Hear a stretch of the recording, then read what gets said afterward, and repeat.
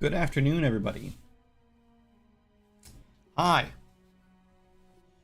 Hope you guys are having a good day today. I'm here, a little late, but I'm here. Also, just a heads up that the baby is running around upstairs, so he might pop in, might visit. What's up, Cincy? How are you? So, I am in a weird state right now because I'm kind of overwhelmed. We have like 20 bug reports that have come in since like this last update, and most of them are pretty minor things, but some of them are like annoying things. They're all minor things, but it's like things that are like, this is an obvious bug, like this needs to be fixed.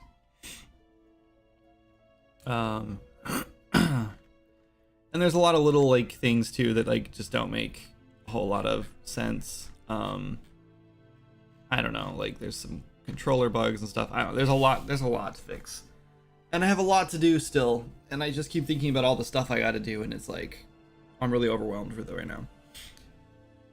So I don't know if I want to say I don't know if I'm burning out again or if I'm just, I don't know. I would say I need a break, but I've definitely been taking a break. And that's the problem. Been a little too into WoW lately. I wouldn't say it's like a habit or a problem or anything, because I already know I'm already feeling like the pull of like giving up on that too. So I'm not worried about that. Taking over, but it was like, I thought it was gonna be a nice break, and I thought it was gonna like motivate me to work on dungeons, and it kind of has, except I'm really burnt out on the dungeon thing because I've been working on the party menu thing since what, last Thursday. I think it was last Thursday. And I'm stuck on like multiplayer stuff, and I mean, I know how to fix it, kind of. I just have to like wrap my head around it and actually fix it. Anyway, but yeah, I'm a little overwhelmed. There's just a lot to do. So I don't know. I'm also getting to the point where like a lot of our bugs are things that are just like flukes, like things that I have no idea how to fix. Like they don't break for me in editor, and we're like getting down to that point.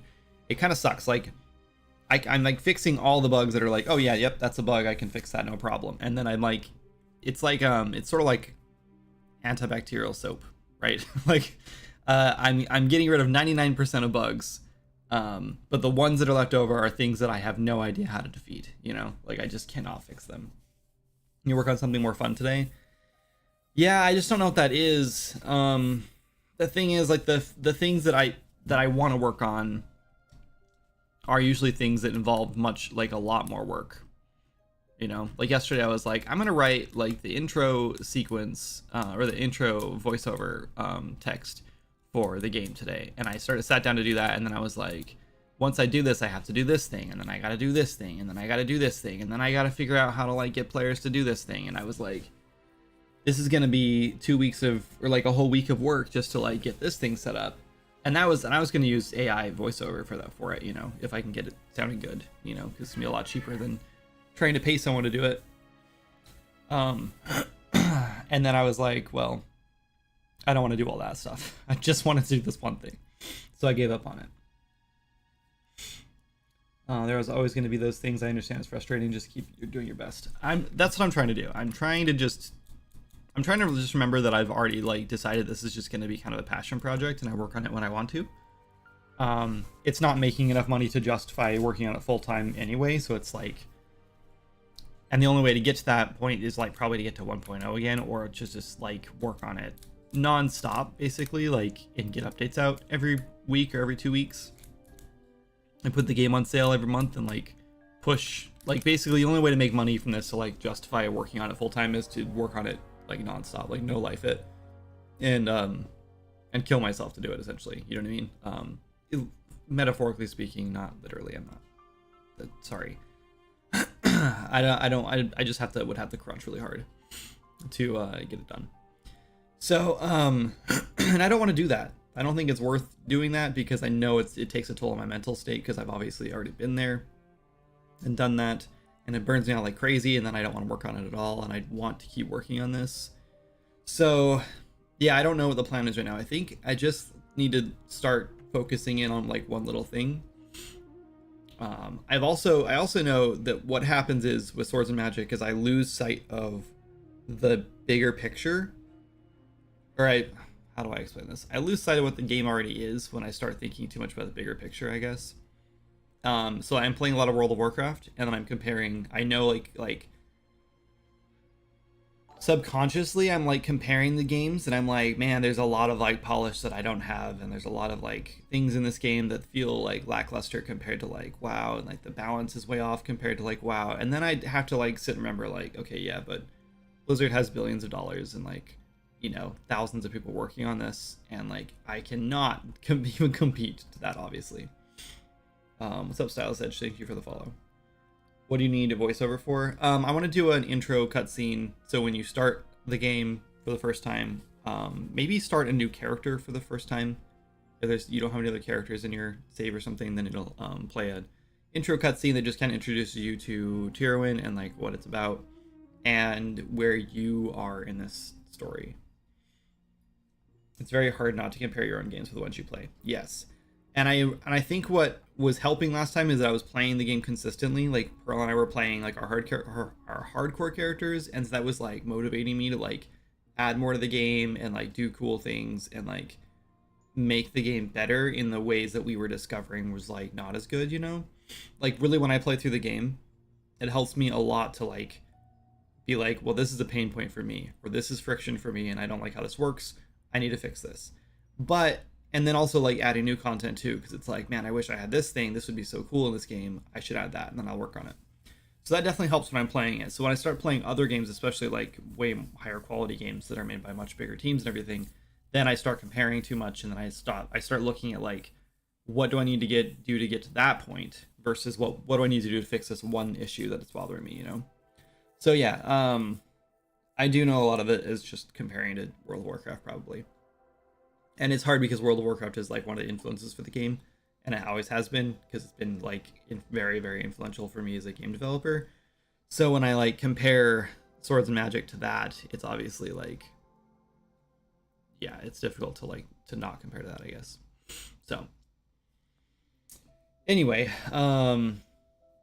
yeah, I'm just it was just my journal dump, I guess, for the day. Just want everyone to know that I'm I don't think I'm burning out. I think I'm just overwhelmed right now, and I just need to probably just pick one thing and work on it.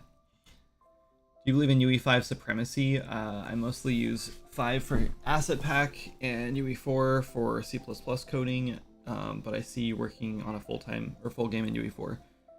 I think I would be using UE5 if I had the opportunity to. I cannot move this project to UE5 for dependency chain reasons. I don't mind UE4, and I do think that UE4 is a little more stable, maybe, and way more performant for some reason. Whenever I make a game in UE5, I'm like spending a ton of time making sure it runs okay, and like it seems like no matter what I do, it's always running like way too heavy right out of the gate, and I have to like go in and turn off Lumen, and like I feel like I have to do a lot more work to get the game to run on a potato, and my PC basically is a potato at this point. Like it's so out of date. So yeah, so it definitely, I think that UE4 runs better than UE5 does as far as like just performance wise. But you know, I also haven't worked on any other game other than my game in UE4 in a long time, so maybe it's just that my game is more performant because we've tweaked it and dialed things in for a long time, and it's not even that performant. That's like comparatively speaking, like it's not that great, but pretty much like, out of the box, UE4 is going to run way better than UE5 does, I think. And that's just because of like the lack of Lumen and all the other tech and stuff like that, but who knows. Anyway, but yeah, I work on other games too, and one of my other games is called Seeking Adventure, and it's in UE5. Pretty much any other project I've touched in the last like year or two has been UE5. So if I were you, I would work in UE5 because it's where we're heading, right? Like you want to be like, you want to have the most the best technology available for you when you're working on a game, pretty much regardless what it is, unless you can't for some reason. This game was meant to be finished like 3 years ago, so since it's not finished yet, that's another reason why I was like, let's not bother trying to refactor things to get into UE5. Let's just finish this. But yeah, there will never be a Swords of Magic 2.0. I can barely stand working on 1.0 right now.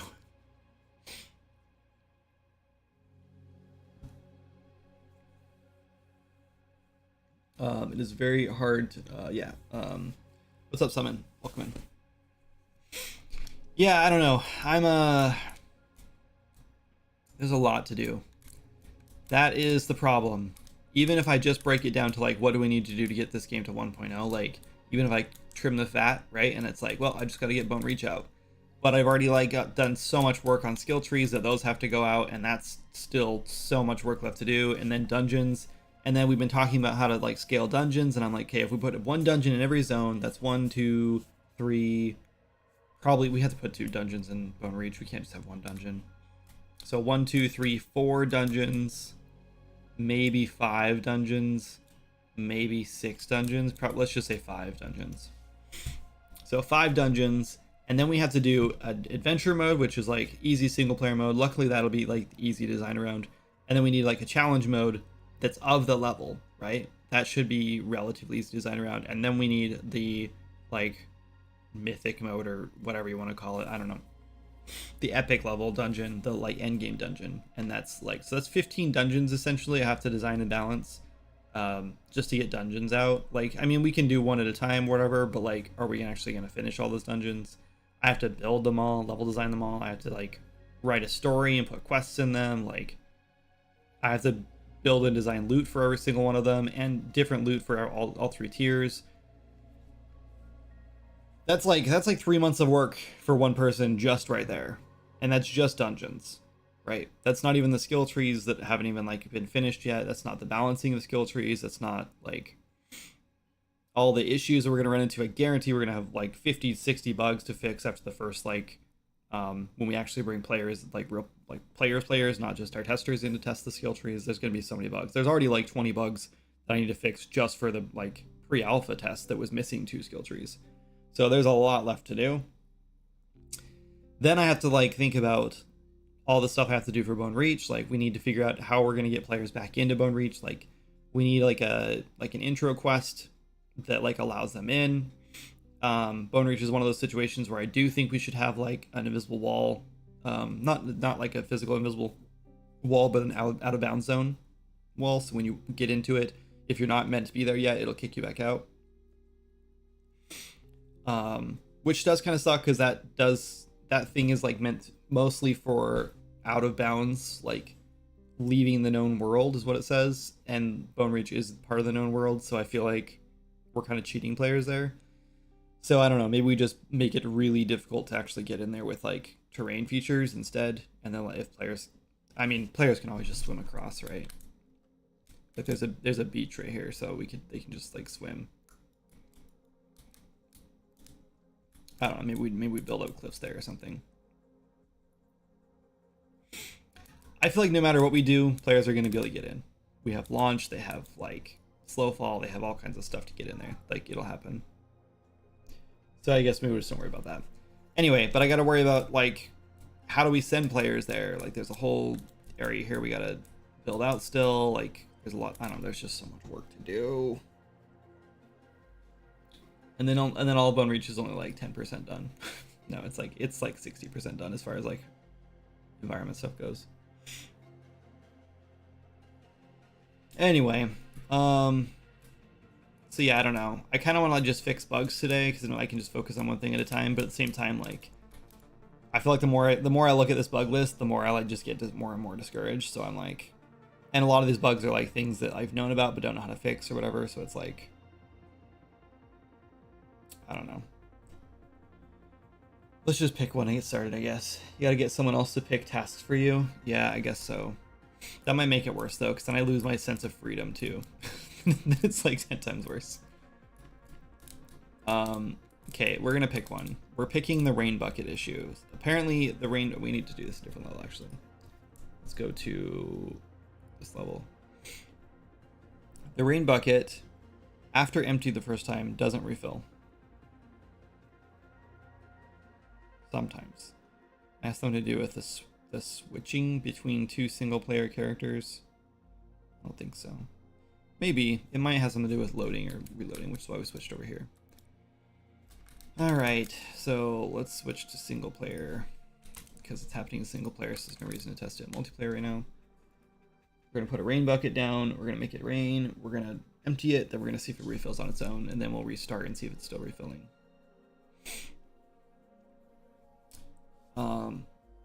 I'm just going to test it first before I go look at the code and go, oh, this is probably the issue. And then fix something and then find out that we think it's working, but it was actually bugged still or something. If you're hosting a server, is there a way to hop to another one of your characters without disconnecting everyone from the server? There is not, unfortunately.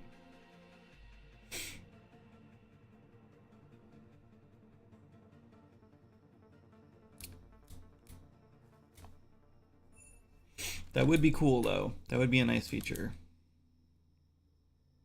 Okay, I already own this. We're just gonna put a rain bucket down.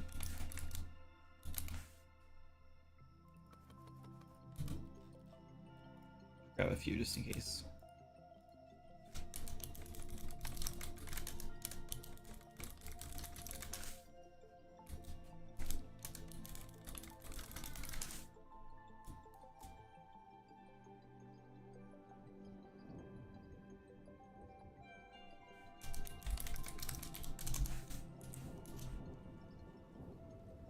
It is filling.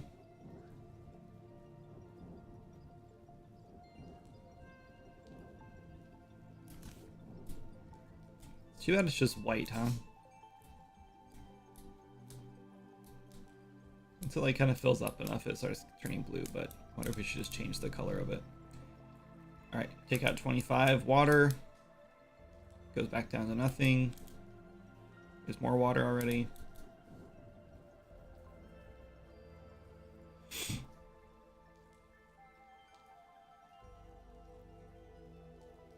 It's refilling.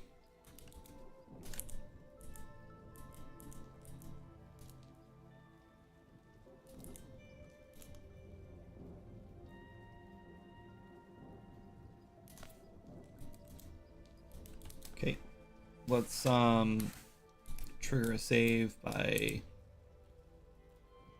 let's just pick this up, I guess. Okay.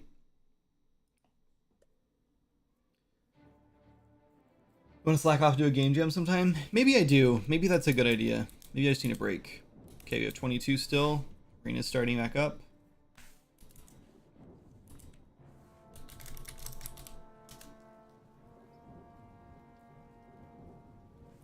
It does look like it's not refilling.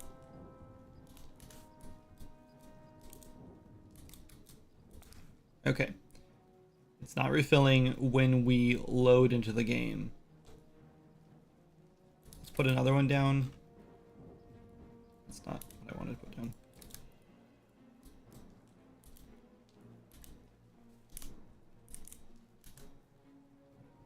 This one's refilling. Okay, so it looks like when the game loads in, it's not refilling properly.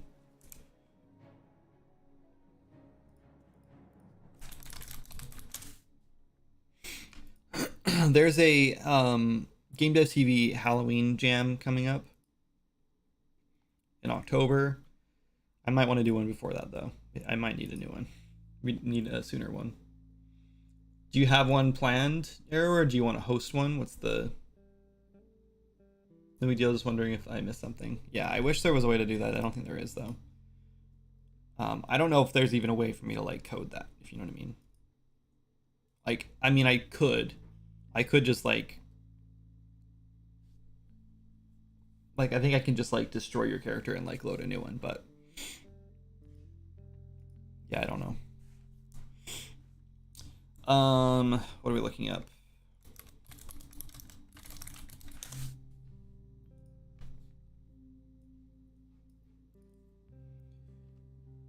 Game jams.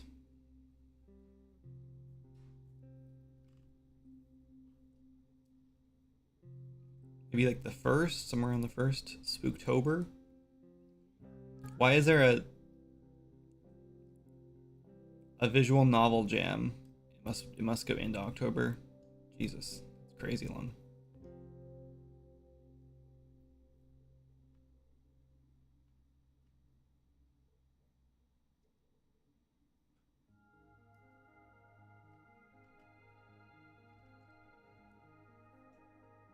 There's so many jams coming up.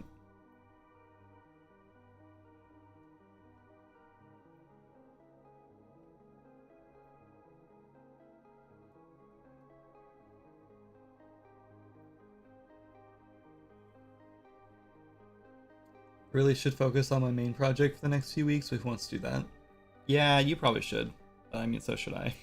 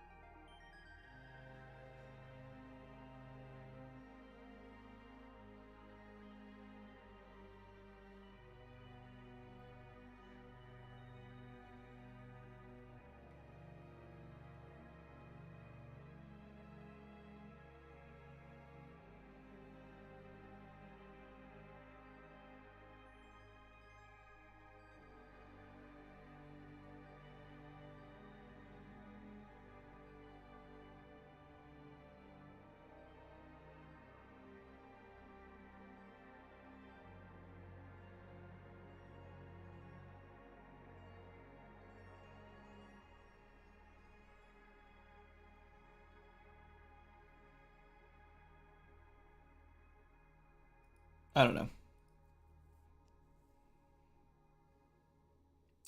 Access none, trying to read property, weather, wait. Get pawn. From lightning strike. I'm thinking about doing a game jam, but the fall next fest is coming up fast, and I kind of want to have our demo ready. Yeah, you should probably focus on that.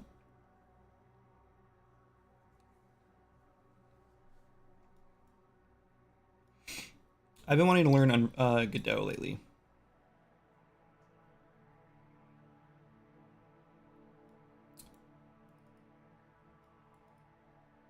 They said that get pawn was...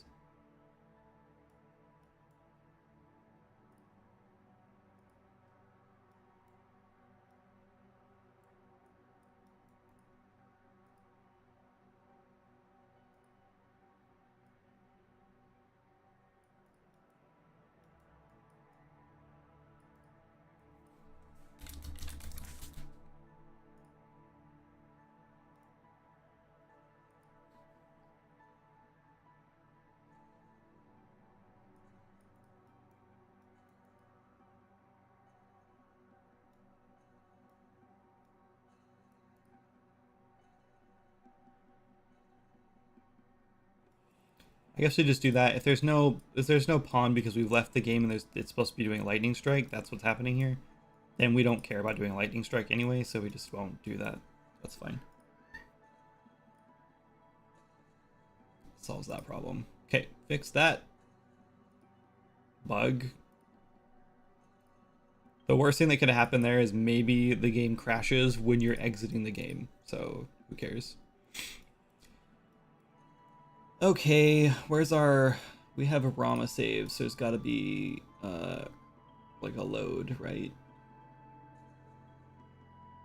Actor fully loaded. We don't have this.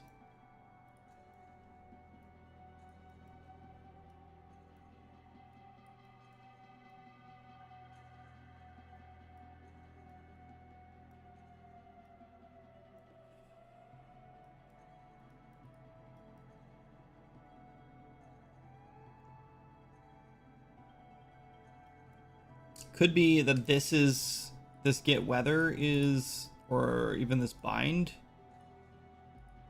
is failing. Let's try this.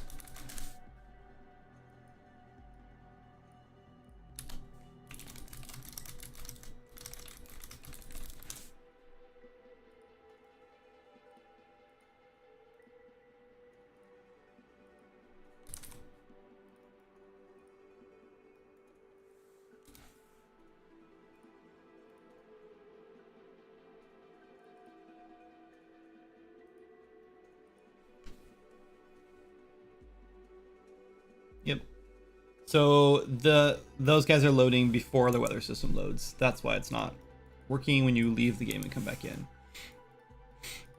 That was triggering. Well, I don't. Let's delete that or go back. Actually, let's see which one it was. Hopefully it's the second one because the game state should be. Nope. Well, maybe.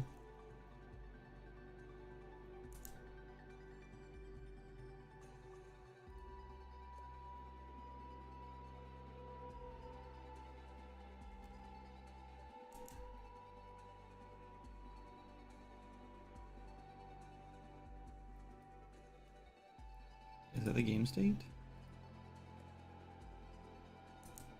No, it's the weather. Okay. You could be my Godot introductor.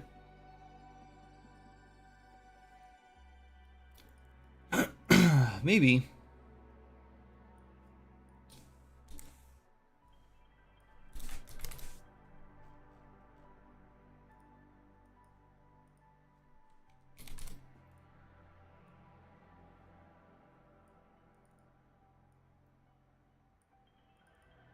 We'll just wait 3 seconds and then do it again.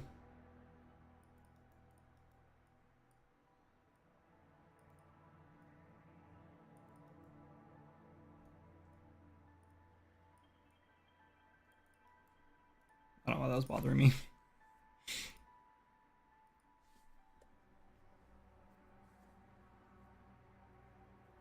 What do you feel about 48-hour jams?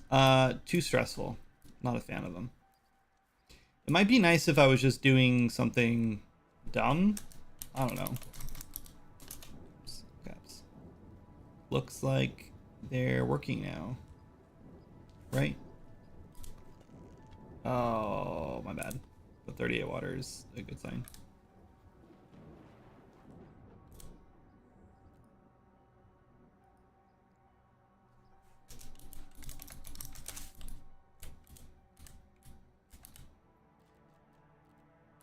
There's 38 there. Let's that should have saved.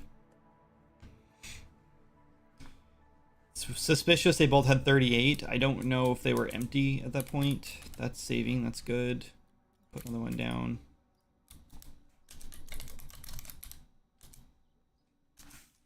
Oh.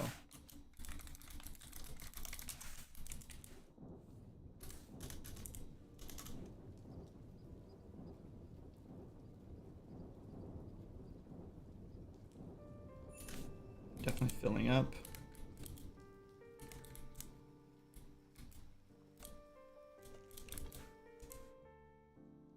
30 something and 70 something. I think maybe, I don't know. I just need to make something stupid and fun.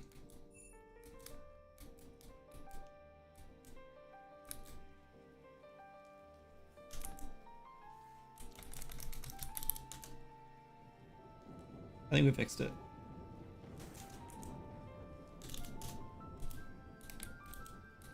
Okay. We fixed a bug.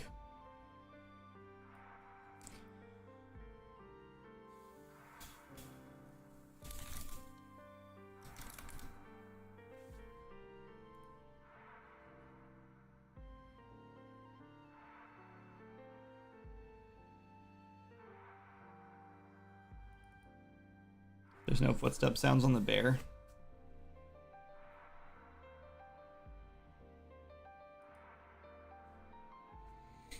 Oh, I don't remember how we added footstep sounds.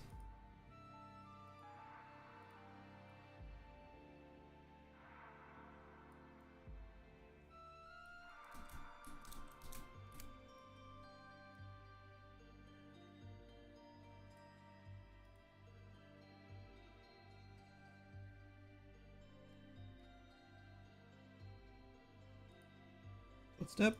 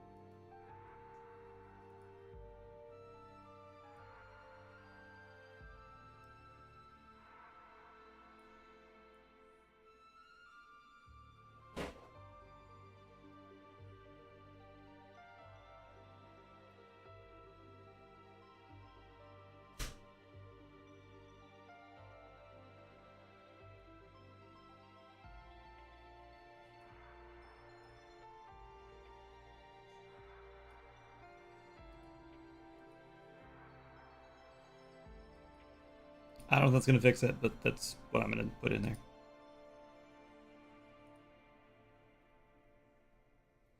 Hopefully that works.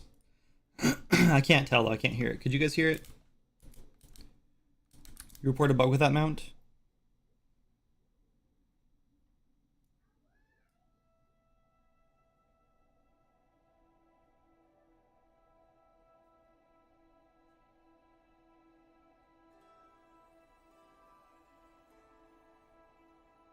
Someone reported that the boar boss dropped boss loot for me and not my friend, and it keeps respawning. Not sure if it's a rare drop or a bug though.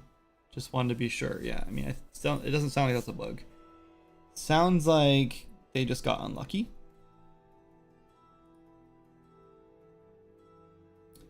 The keeps respawning makes me a little bit concerned. It should respawn like once every a couple days.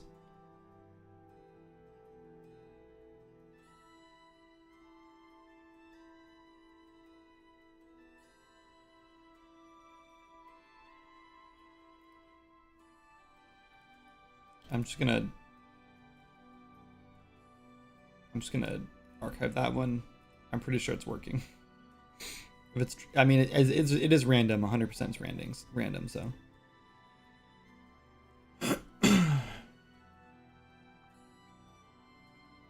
Anyway,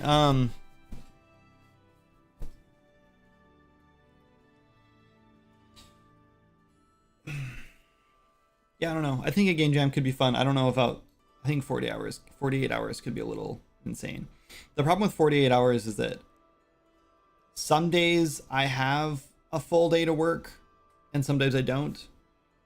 And if I planned ahead and told Jana like, "Hey, I've got 48 hours to get this game jam or this game done," then that would probably be fine. Because, yeah. But then at the end of that jam, like, she's gonna be super stressed because she's had like the kids nonstop those 2 days, right? And that means that I now have to like go straight from like being exhausted from a jam into like taking care of the kids nonstop for the next 2 days to make up for it. So it's like, I don't know if I want to do that. It's like a week-long jam, like 7 days, I think is like the best. Like 7 days is such a good sweet spot for a jam, or even 5 days is good. Because it gives you just enough time to like make something cool. You can actually like polish it a little bit. And you don't have to like, you know, really strain yourself to do it. Be down for a week-long jam after Fall Next Fest, maybe? Sure. We can plan that. When is Next Fest? Do you know?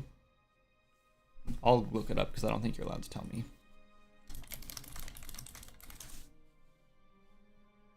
It's in October.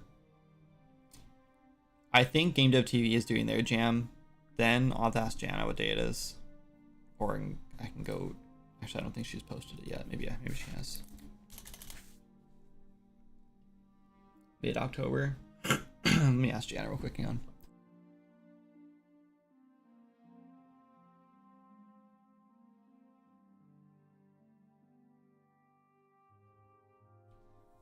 Arrow, their jam is the 10th through the 20th. It's not announced yet. I have early insider information. Why is my camera blurry? Jana, fix my camera. Oh, I think I fixed it. I got it. I think so. I mean, my eyes aren't the best, so I can't tell. Maybe it's not blurry. Change the focus. No, I just zoomed out. Does it look clear to you? Yes. Okay. Thanks. I fixed a bug. I got work done today. Anything loud? Okay. Fun. Might be doing demo upkeep during that time. Yeah, that's what I was thinking too. Hey, one sec.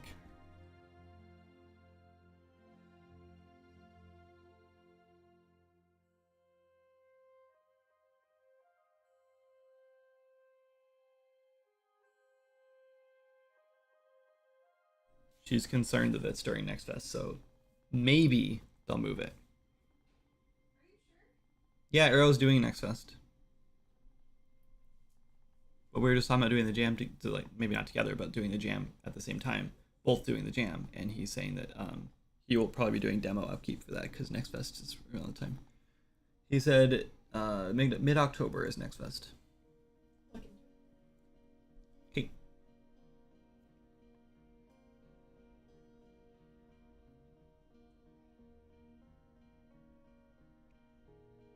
If it was like a week back, I could probably do it. Yeah. Maybe they just started a week earlier and do it like a 3 week jam. I don't know. They like to do like upkeep during the jam, so they like do random posts and stuff during it. I thought this camera up here was a fish, and I was like, why is there a fish in the air in this level? It's not. There's not a fish in the air. Anyway, yeah, I don't know. That could be fun. I'm thinking about if it's maybe if I don't know. I'm kind of tempted to try Godot for a jam, like just go in completely blind and see what I can do in a week, you know. But at the same time, I'm afraid that learning a new engine during a jam might be very stressful. And two, probably most importantly, if it's Halloween, I'm gonna want to make a horror game, and I feel like Unreal is a better engine for a horror game, especially for the one that I want to make. We'll see. Anyway, what if we make a new spell today? Is that a good idea? Should we just keep working on bugs?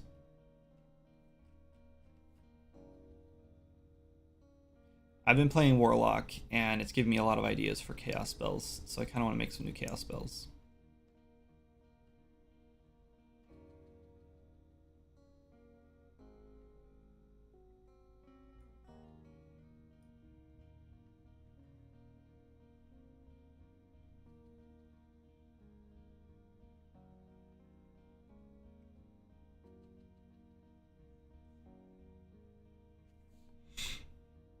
I vote on chaos build. This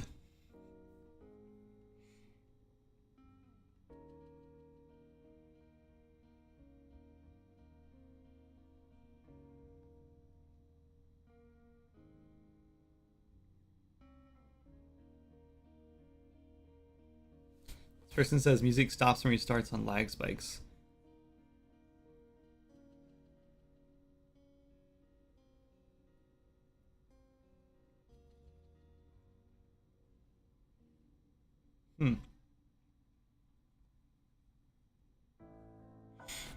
I wonder why lag would reset music.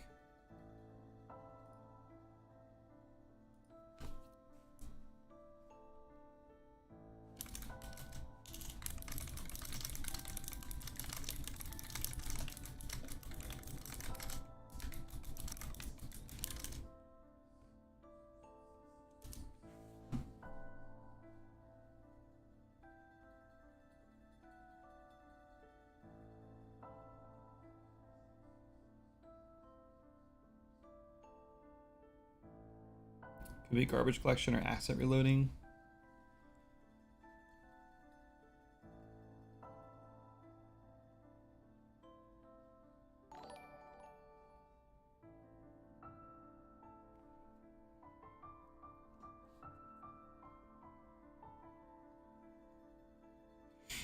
So my audio component, or my audio should be played and stopped via the game instance, not an actor in the level, because the actor in the level might be resetting during a lag spike.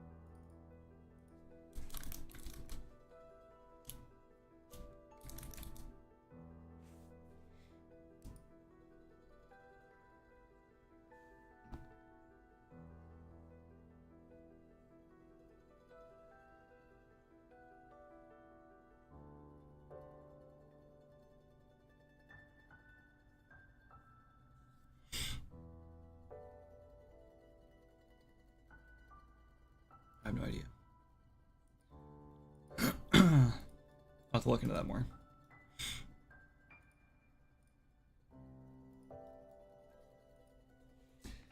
Anyway, hey, what's up, Ryan? Thanks much for the resub, man. Appreciate it. How you been?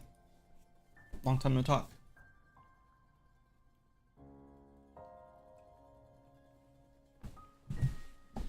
Oh man, it's getting hot in this office though.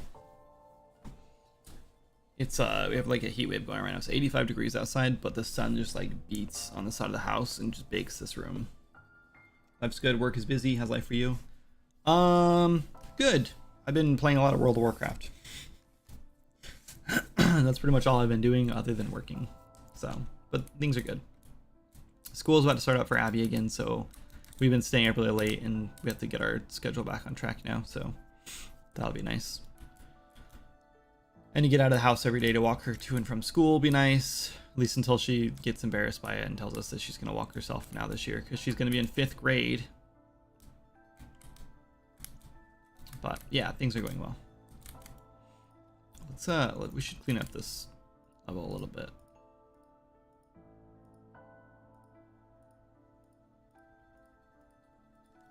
A lot of time was spent by Lewis to decorate the level for to test things.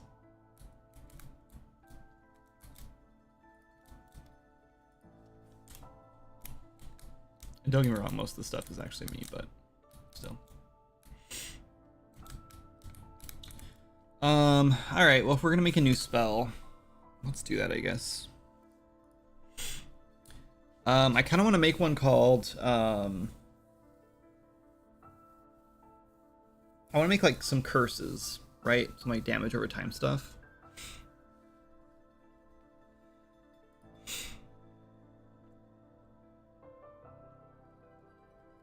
I think it'd be kind of cool to do something like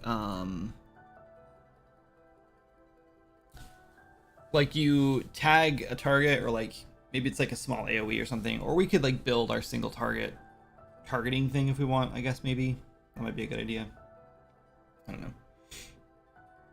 I got sucked into V Rising, haven't played since early access. It's been my WoW. Yeah, my WoW app is getting old. Yeah, she really is. It's crazy. But I was thinking like maybe we'd like tag a target with our cast a spell. You hit a target with it. We really do need to build like single target spell like reticles though, if we do that today. Let's look at our AoE BP maybe.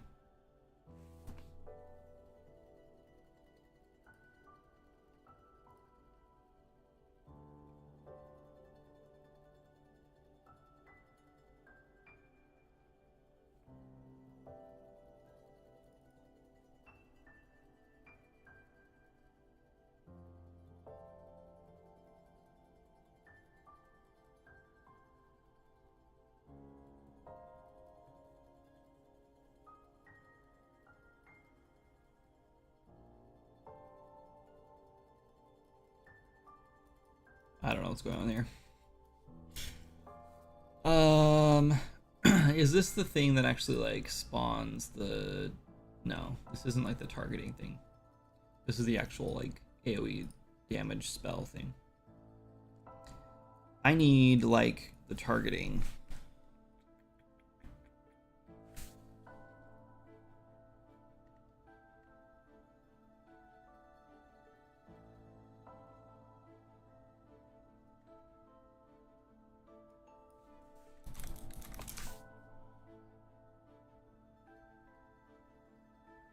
Spell glyph targeting reticle. I think this might be it.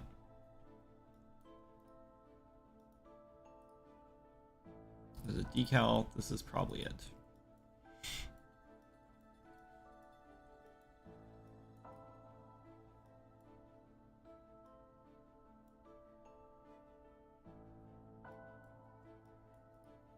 Scale in.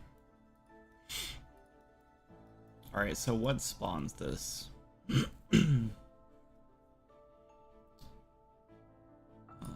Browse, find References, reference viewer, EP spell targeting reticle, player controller targets it or references it. I haven't played V-Rising since early access either. Has it changed a lot? Are you playing with friends or someone, or just or solo?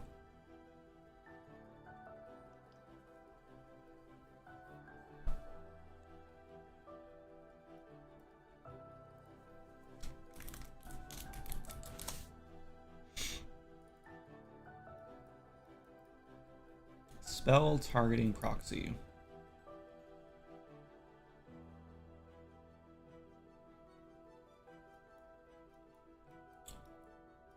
Let's do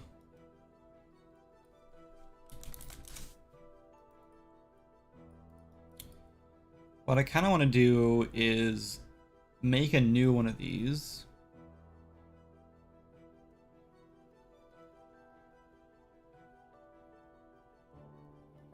How does this work though? I think this just tells you where we're going to cast the spell.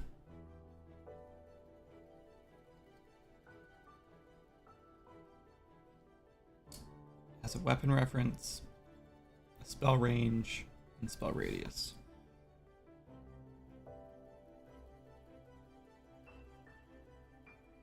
It's really good. We've got a consistent group of 3, but usually 4. Nice. Cool. Yeah, I kind of got bored when I started building my castle in that game. And I was just kind of like, this is kind of, I don't know.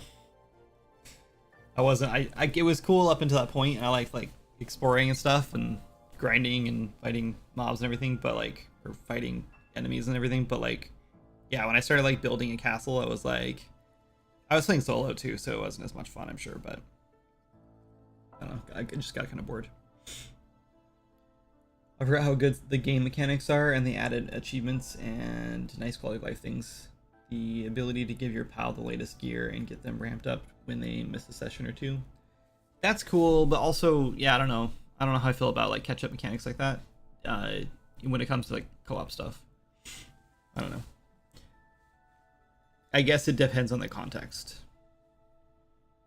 I'm the stay-at-home castle builder in like every game while friends do the exploration and resource grinding. Yeah.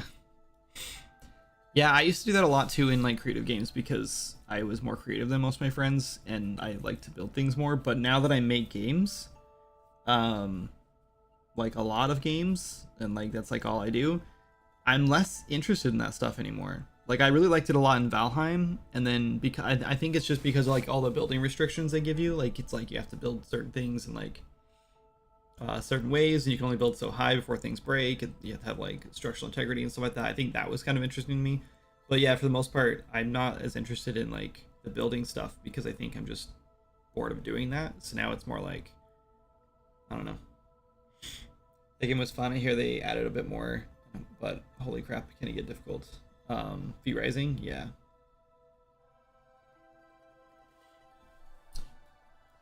Anyway, let's see. So if we're pumping in our weapon reference, I think that's probably just looking for, I don't know. I kind of want to know the size thing because I feel like we could do single target. Maybe we just find references to this. There aren't any. This must be happening on the gameplay effects, maybe, or gameplay abilities, I mean. Been waiting for Valheim 1.0 for so long. Definitely, yeah. Yeah, I kind of want to start over when that happens too. I started over twice in that game, which played once when it first came out, loved it, played a lot of it, and then we tried playing again, I think with Meat and Cass from the Discord, and they that was fun, but I don't know why I just got bored really fast of it, so it didn't last very long. We played like one session. Okay, yep. So ADS Master. That's not the one I'm looking for. Maybe it is.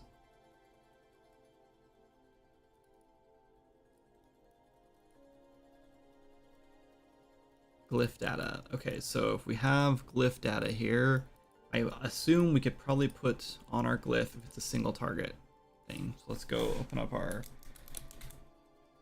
glyph.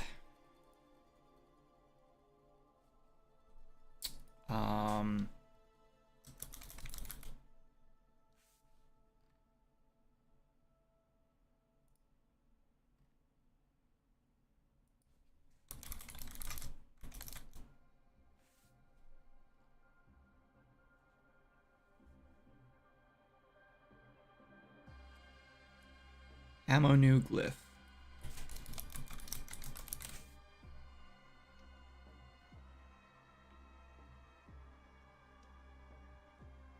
I'm looking for the primary data asset. It can't be this one. Is it this one?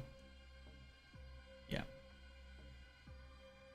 Okay, and then we have a bunch of variables on here, but we have a reticle. Use reticle size. Let's add a new variable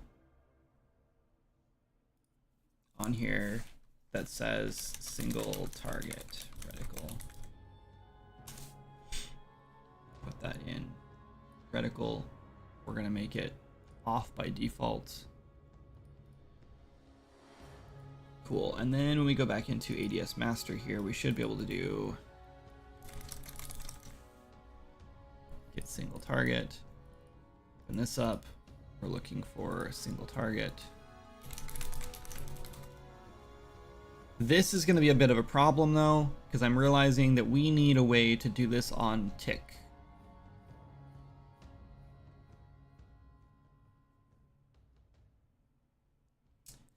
Maybe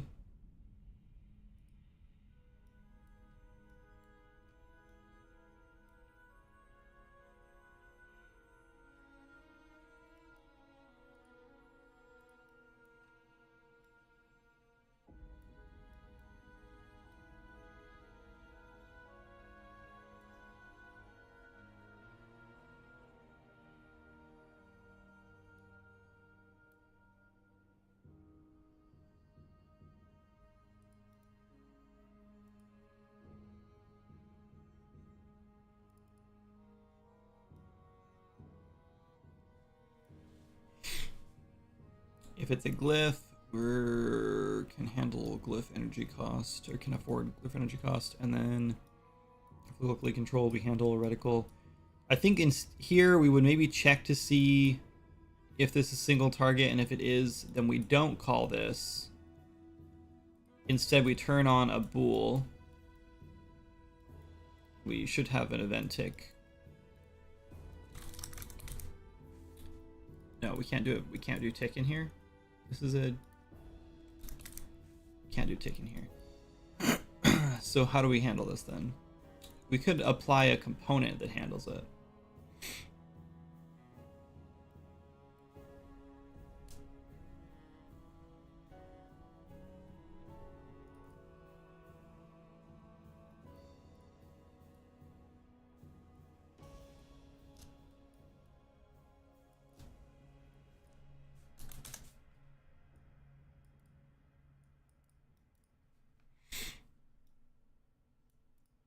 So we don't need this then. Or maybe we do actually do this, because adding the component on the controller locally is actually probably even better.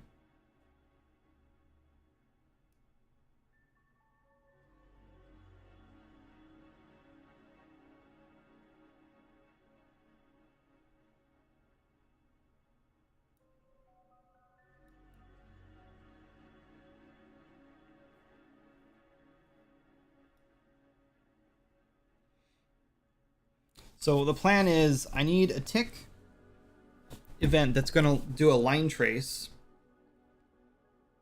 Actually, like, probably we're going to want to do like 2 line traces, maybe 3 line traces. We will do 2. One that's like a really narrow line trace, and then one that's much wider.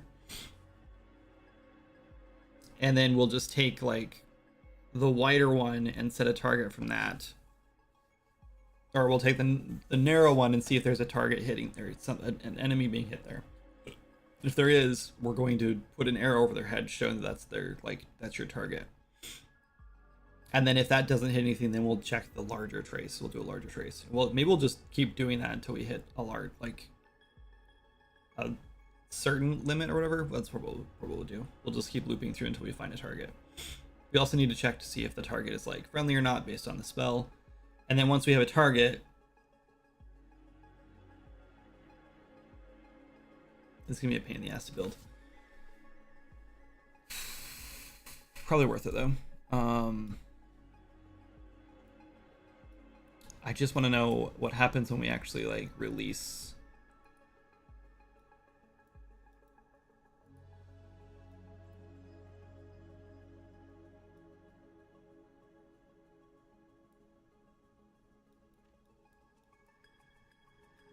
On end ability.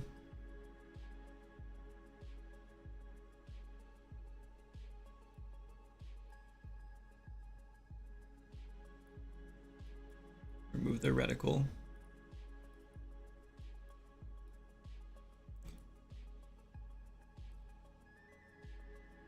So we need a, what is this? BP spell with targeting reticle. We need to despawn both of them.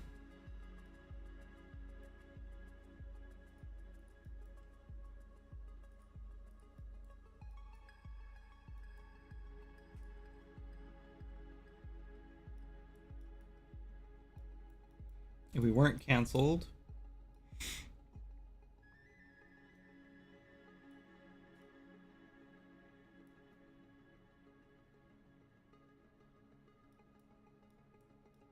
send gameplay event to actor.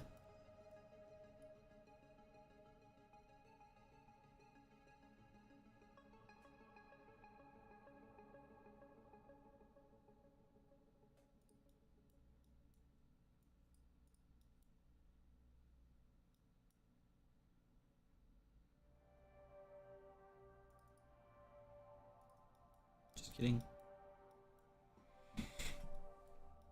Okay, and then the actor gets sent here, but I don't know how, like, how do we know who the target is? We don't have a target data, we don't have a target here.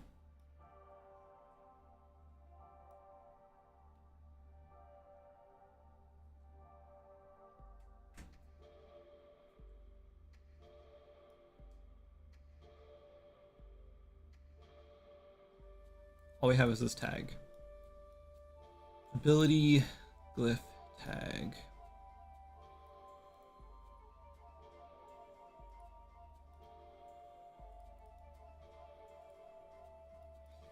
The thing is, oh man, we could...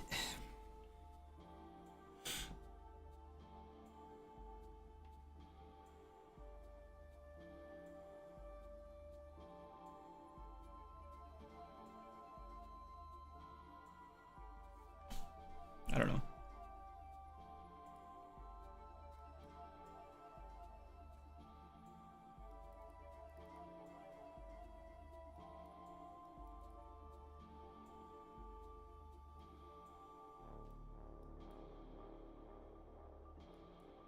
We should change this.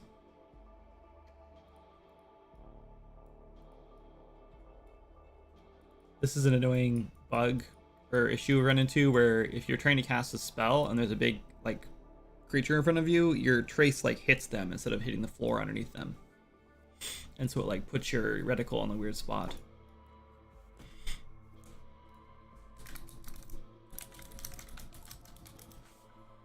Thank you, Enro.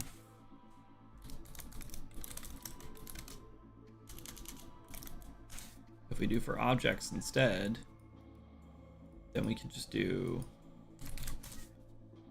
world static.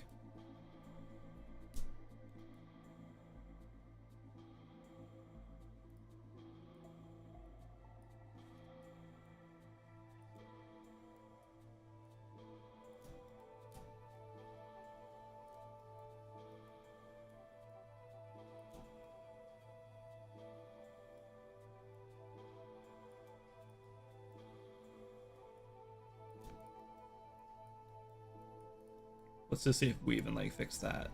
None. Ourself.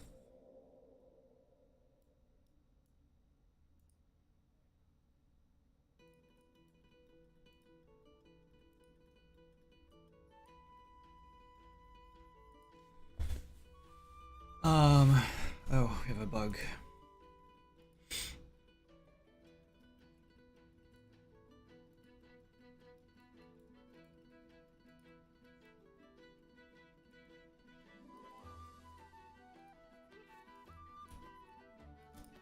I don't think we want this. I think we're just gonna, I don't know, we'll see. Maybe what we do is we just use the same proxy, and instead of doing like a line trace, we just use this. We like don't this is the player controller. We use this. And we don't have the decal. Like we just like if it's single target, we'll have a single target thing in here. We won't show the decal. No, maybe we will show the decal. And then we'll just get like the enemy that's like closest to the center of it maybe. We'll just make it a big decal, and then we'll show like the enemy closest to the center of it. And we'll put a mark over their head so you know which one you're targeting. Maybe this is the easiest way to do this, rather than building a whole new component to add on. Sorry. I gotta run, but it was good hanging and catching up a bit. Need to focus on a work thingy. Yeah, fair enough. Same. I'm doing the same thing. The pals and I agreed not to play until it's done, so it feels very different. It feels different enough. Got it. He's considering every option. Yes, I am. What's up, Tangled? When, if I start streaming again, I can use the Mega Grants recipient badge now. Yeah, isn't that cool? Congrats again on that, Summon. That's really awesome. Really, really awesome. I'm gonna apply for it for the next project. I have a big boy project that I want to work on next. I actually think Seeking Adventure might actually be able to get it too. I should maybe apply for it there too. Can't hurt, right? It's the worst that can happen. They say no.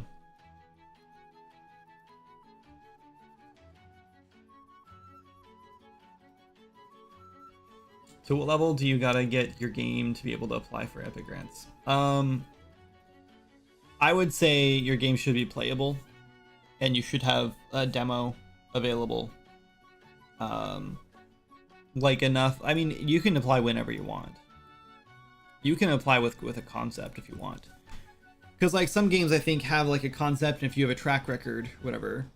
Like if we get to 1.0 on this finally one day, and then like, you know, the game is doing well, has already done well, then I think we could easily apply for a mega grant without a ton of work done on the game and say, here's our previous game. We're looking for some funding for the next project we're doing. And I think that because we've already got a mega grant, first of all, on one game, and the game is finished and like has done well, and we have an audience, whatever, then I think that we'd have a good chance. But I still think the more progress you have in your game, the higher the chance you have. Send the docs, and they sent me the marketing rules. Cool. I only had enough prototype for of my stuff in UAFN, and they proved it. Only had a rough prototype of my stuff in UAFN. Oh, Summon, is this for a different game? I thought this was for your like big project you've been working on for all this time. I don't even know what you're working on anymore.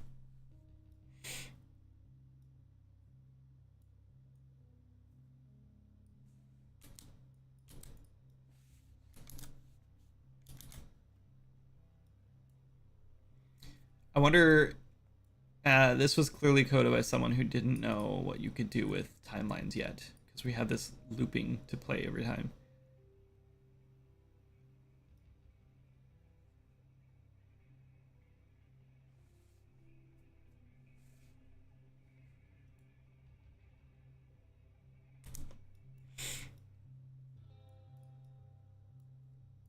I think that got changed, and I think it's just using a rotating material now, hopefully. Nope, just for a UFN map. What? What? Hold on. You got that much money for, I mean, I don't remember exactly how much it was, but it was more than I got. For a UEFN map? That's wild. One day I'm gonna try for it. Dude. You should message me. I want to know what I want to more. I want to know more about the map.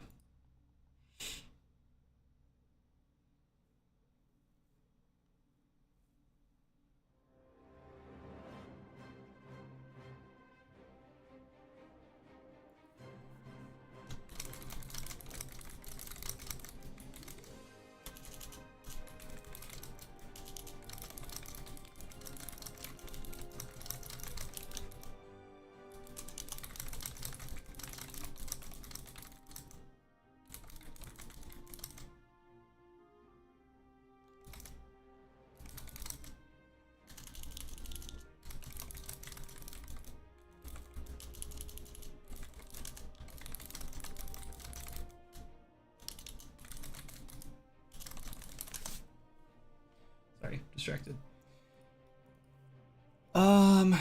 Okay, let's see.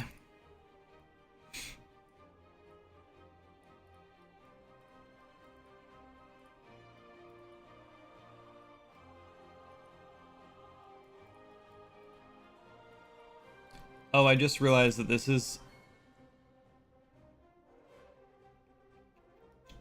Well, I guess we'll let's test it out, see if we broke things. We need to cast like I don't know, like what's a spell?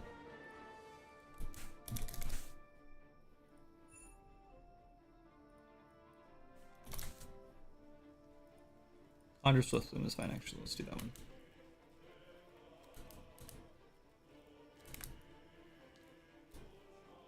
Pay no attention to all this craziness going on.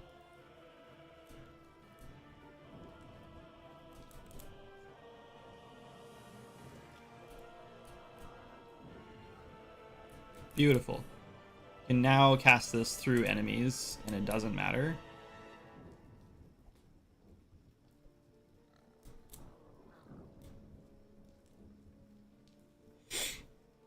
Why did we put a stop here?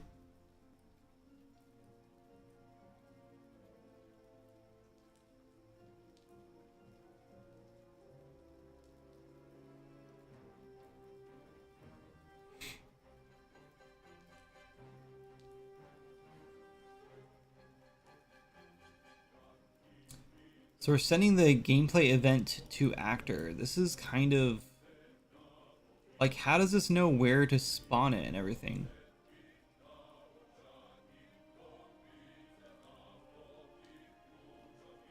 Activate ability from event. Are we finding...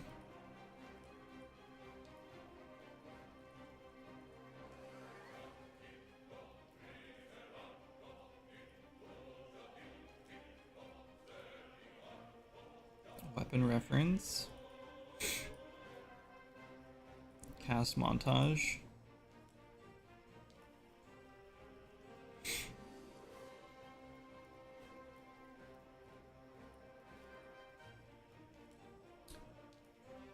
Cast spell.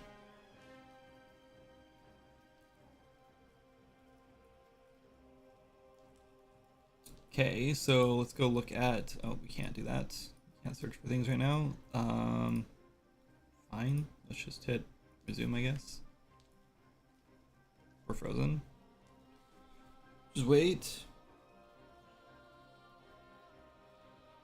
Hey, what's up, Kit? Welcome in. It's cool seeing you 2 streams in a row. Once I get to a point to be able to release the map, I'm planning to make the Mega Grant video public. Cool. Do you guys also go on Fab Monthly to grab free assets? Oh god, I have not in a couple weeks. I need to do that. One day I can make a huge game with all that. Yeah, that's... I do this. I'm doing the same thing. I should go do it right now. I really miss the old marketplace, and so because of that, I have not been getting my weekly stuff. Bi-weekly stuff? It's every 2 weeks now, right?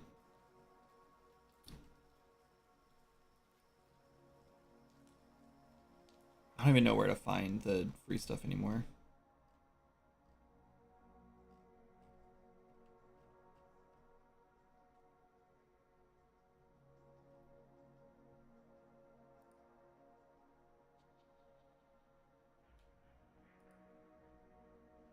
Literally on the homepage. Got it. Abandoned hospital, a conference and meeting room, and some melee VFX.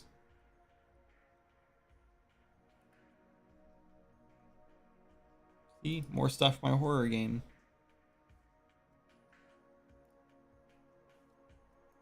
I'm so sick of having to sign in every single time I click on something in Fab, though.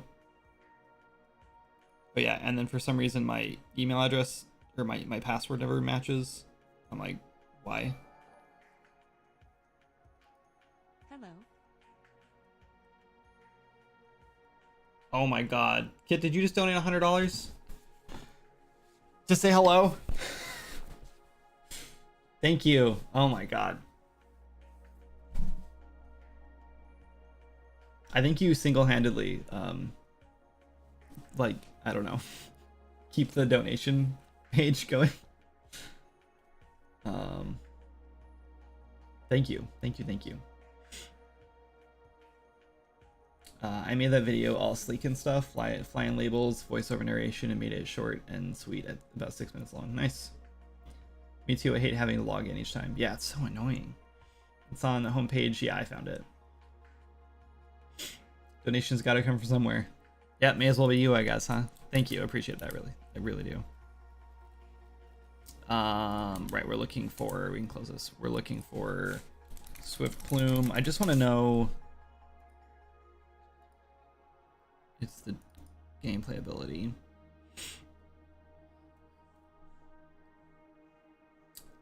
Nothing is overrode here.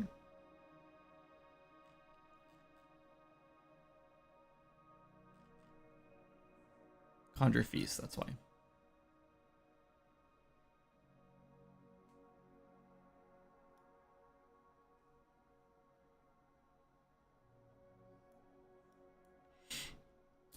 This is weird that this is how I did this.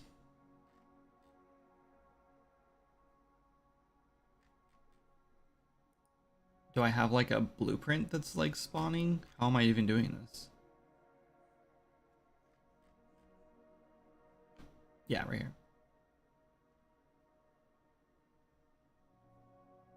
Okay, so Conjure Feast.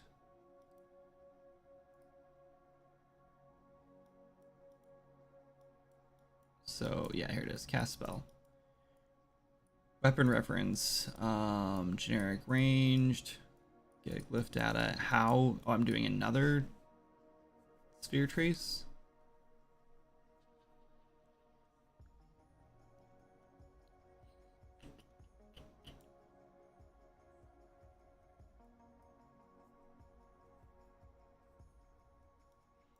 I wonder if this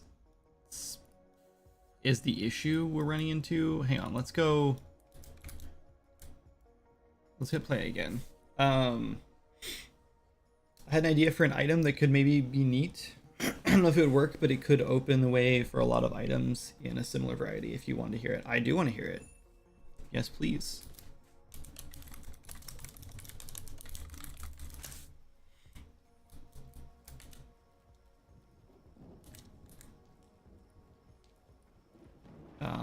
Did I not just set the weather? Okay. I want to spawn in Conjure Feast.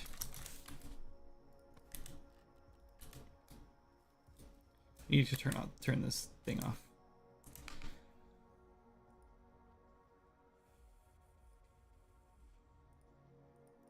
This is working way better so far, so I think this is going to be a permanent change.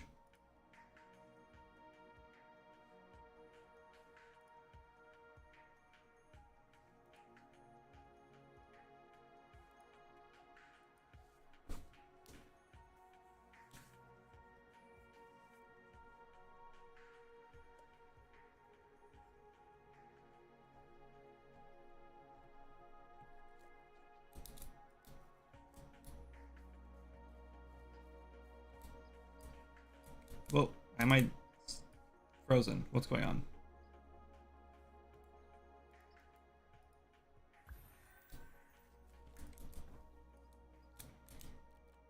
I need some...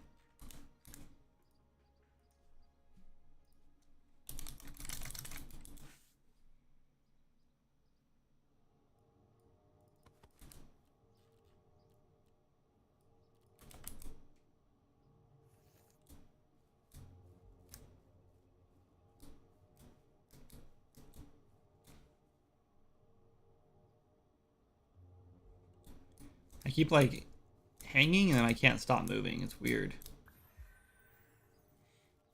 Someone was complaining that sometimes you cast this spell and nothing happens. Oh my god, why are we lagging so bad?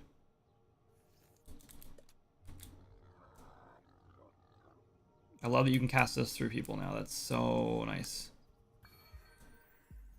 I wonder if this has something to do with casting it too close to you.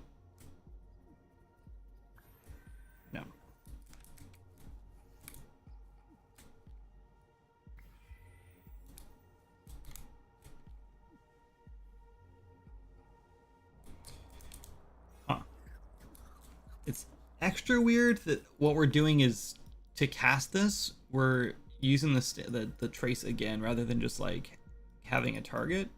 But I guess that makes sense.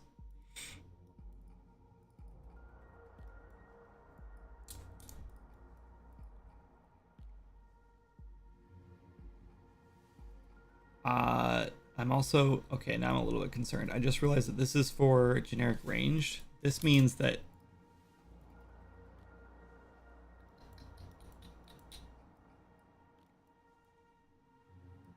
we need an option in here.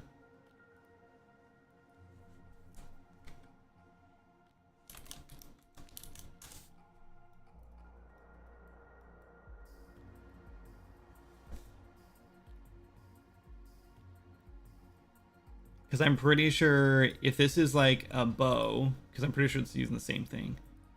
If this is going to be a bow, we're going to break everything with this. Because we're not looking, because it's not going to be looking for world static.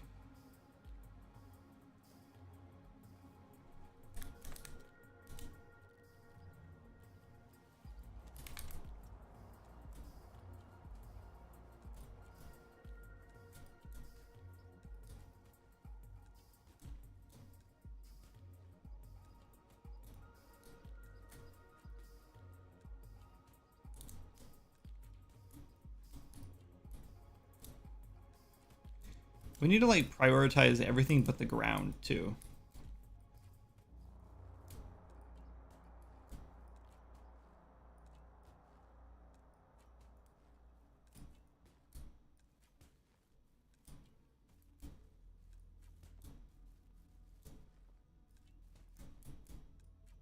Yeah. This is working really well, but I guarantee players are gonna be like, this isn't not what I'm aiming at. I want to shoot past this tree, and I keep hitting this tree. Well, not maybe not actually. As long as you're a certain range, it works just fine. Right? Players are not gonna want it. They're not aiming at this tree. So we need to check to see if this is an AoE spell or not. This is going to get more and more complicated as we go. This is exactly why we don't get anything done anymore.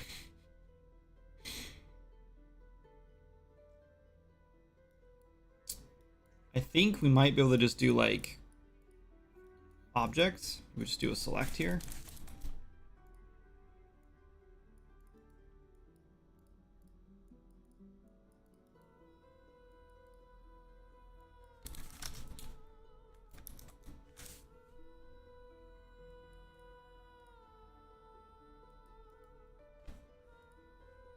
Here we're just looking for pawn. I wish we could just look for enemy pawn, but I don't think that's going to happen. And this one we only want world static. And now we need to find all the instances where we're looking for this. It should be false by default, so it should be good. And then we only need to do it when in our ADS master.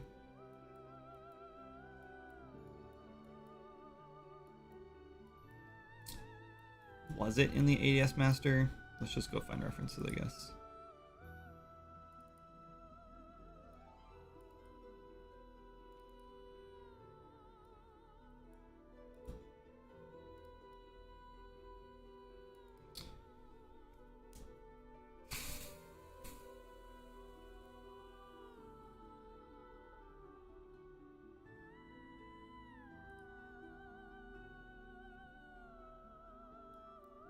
This one.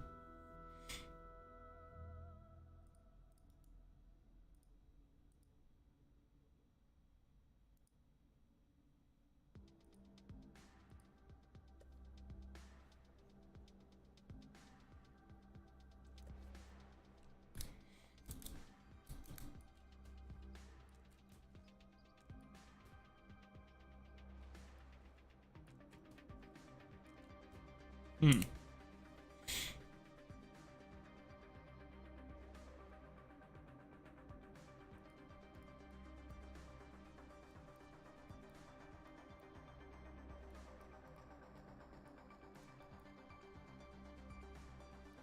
This is not the right one.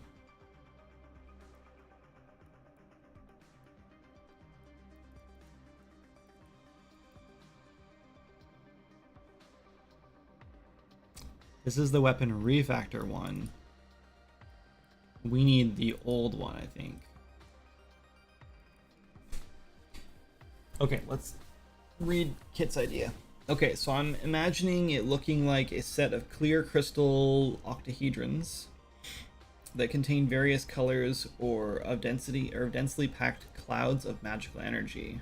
So like octahedrons with whooshy colored lights, or whooshy colored light from inside, and different ones do different things. You can throw them, and wherever they land, they shatter, and the cloud of energy explodes violently, swirling around nearby creatures and producing various magical effects. But the neat part is what happens next. Imagine you can spam like an action button. But if you spam it, the effect gets stronger / lasts longer. And if you spam faster, it does more. For instance, you could have one with a fiery orange glow. When you throw it, explodes into flames. But if you spam the action button, the flames grow bigger and hotter and deal more damage. And the effect lasts longer before fizzing away.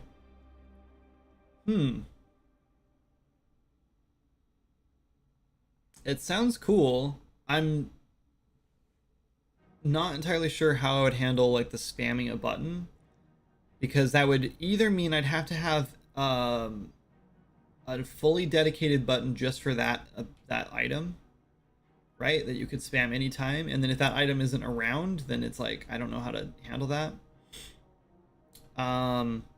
Or it could be like if you're holding it in your hand, but if you throw like the last one in your hand in your stack or whatever, then that would be gone. It would also be like the only item we like throw right now is the pet snacks or companion snacks, and they work kind of dumb. I don't actually like how they work. Actually thinking about making those into like a slingshot thing, maybe. That doesn't make sense though, I guess.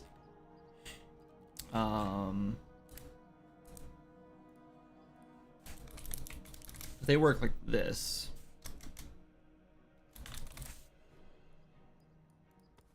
So you can put them on your hotbar, or you can just right click them from your inventory and they just get like thrown. But they like act really weird. They don't quite like do what you think they would do. I think it'd be like the use button, so like right click or something. So left click and right click handle both your hands. So if you left click, you're using your left weapon, and right click, you're using your right weapon. So if I put 2 stabs, I'm using left click and then right click. So the use button is F. So it could be F. So what we could do is, it would also be cool if there was a slingshot ammo. We have splash potions already.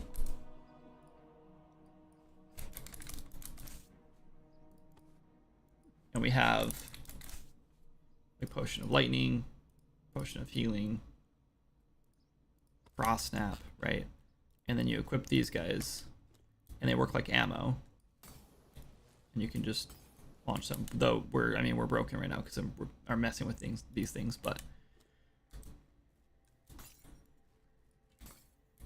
yeah, which is cool, and that does different things. So we could make like these crystals like as an ammo potion. Or a slingshot ammo. I'm not sure how exactly we would make it. So like pressing F on it would like empower it, or like as far as like lore wise, like what are you doing to create that? If they don't stack, I was thinking it would be like the use buttons, right click something. Oh yes.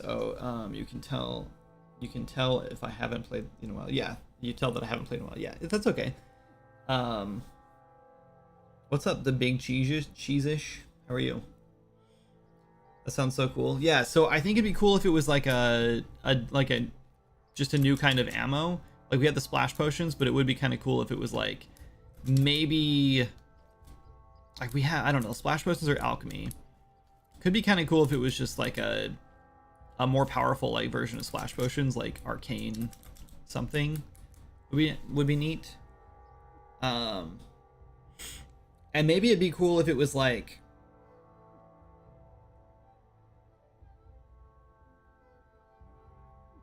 I don't know.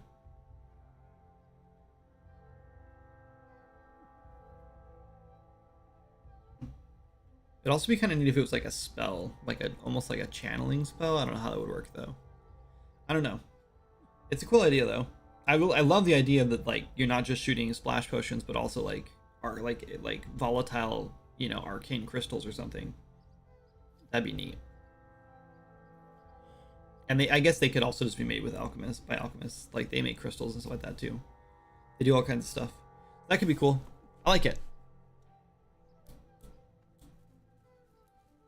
I'll have to play with it a little more, look into it a little more, and think about it more. I don't know how the powering up thing would work though, especially since like if it's a thrown thing, then you usually want to be ranged, right? So if you're like shooting something from far away, you don't have to run up on it, like next to the enemy, and then press F to like make it bigger, because then you're right in harm's way, and the whole time you're like making the thing bigger and make it last longer, you're taking damage from enemies. So I do worry about that a little bit.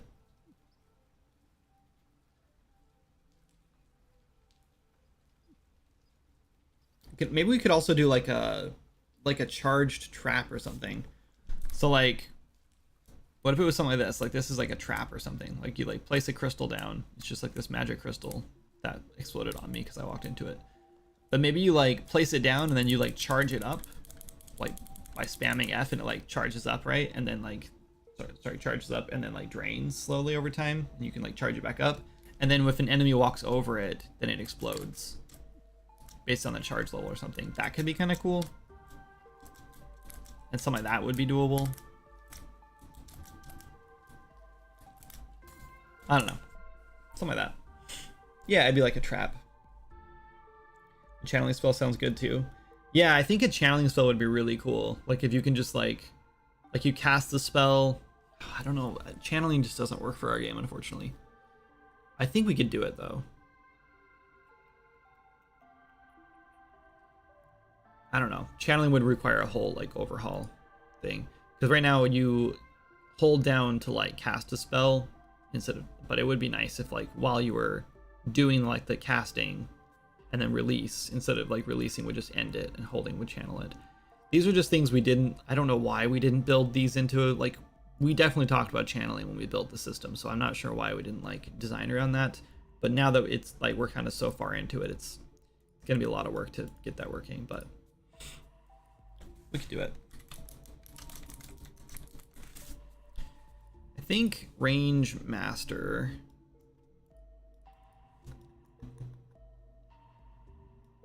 Hit scan.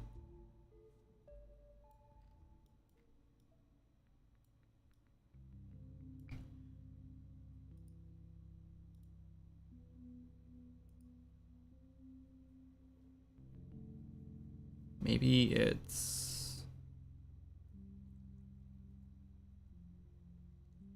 I don't remember.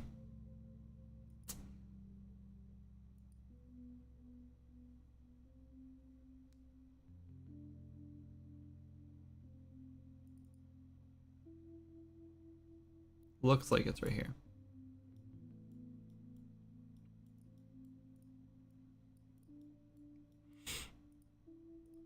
I think, what if we just only look for pawns?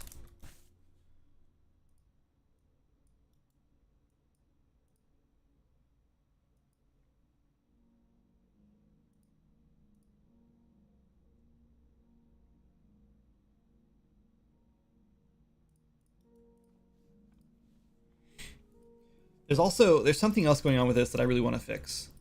Maybe we'll just dive into this today and just get this fixed, and then we can add on the single target thing afterward. You could do both. Maybe the same channeling crystal could be used in both ways. That'd be kind of cool. Both as trap and as a channeling thing. What's up, Zazzy? I don't know. I've been kind of overwhelmed lately, so I don't really know what to work on. So I've been just doing whatever. Right now, we're kind of just trying to fix some ranged issues, and I want to add a way to have single target spells, because it opens the door to a lot more spells than I want to add.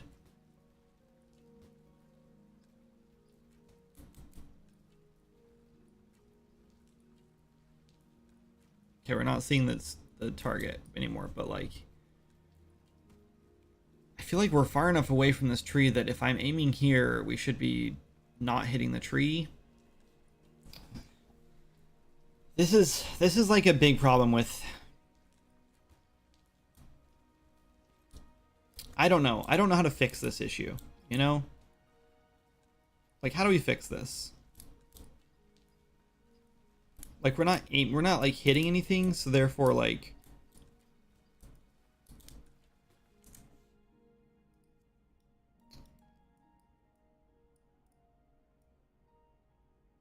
if we go here, it like feels slightly better. Not really, actually.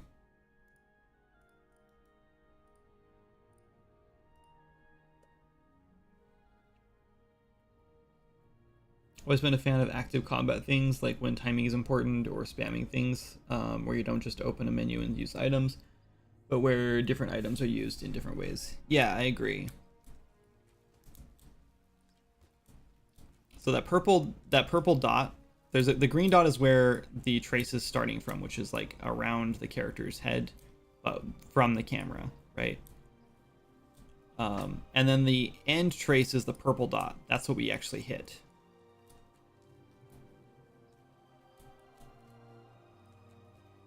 So what's happening is, even if I'm aiming past this house, even if I'm really far away, there's a big trace that's hitting the edge of the house. And so the arrow goes straight there instead. Which would be great if these were players, like enemies, right? That we were targeting.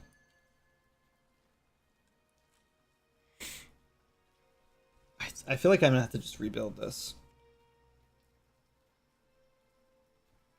Like, I feel like the first few traces we do...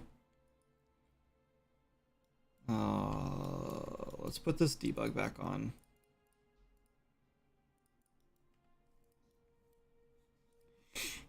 Could you fix the bow issue by making the characters left-handed so the arrow starts from somewhere else? Characters can be right or left-handed depending on what you...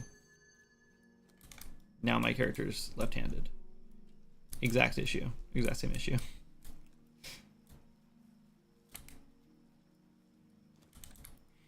So yeah, that's not an issue. So what's happening is we have this like trace, right? It's this like weird stepped trace.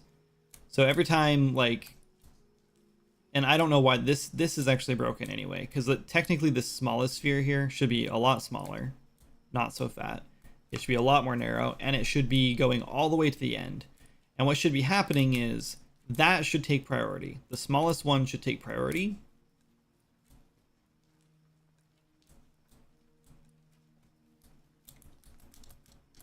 And if that hits anything, then that is what the target will aim at. That's what we're going to shoot our arrow at, if that hits something. So if something is actually in your crosshairs, that's what's going to get hit first. The problem is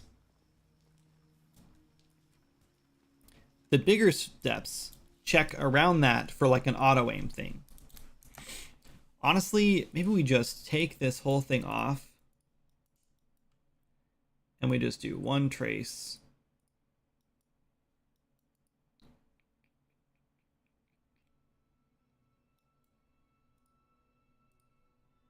Maybe we just, I don't know.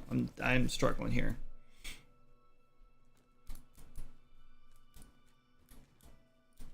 And now we just shoot behind us. Can I help you? What are you doing? What were you doing? What were you doing? What? Okay.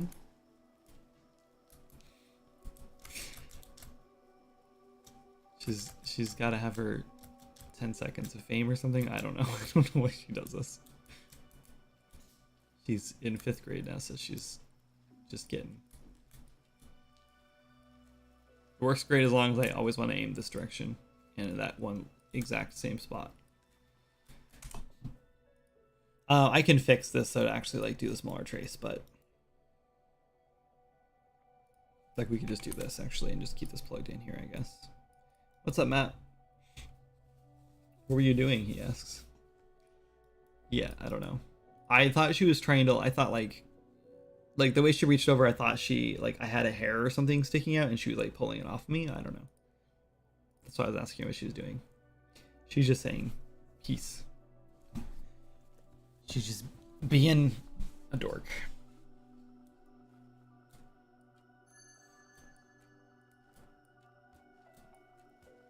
This is the best working bow we've had since I started messing with this.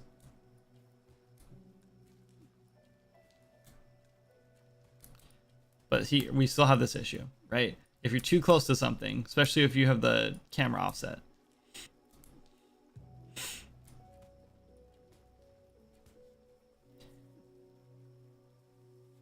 Oh, man, I don't know.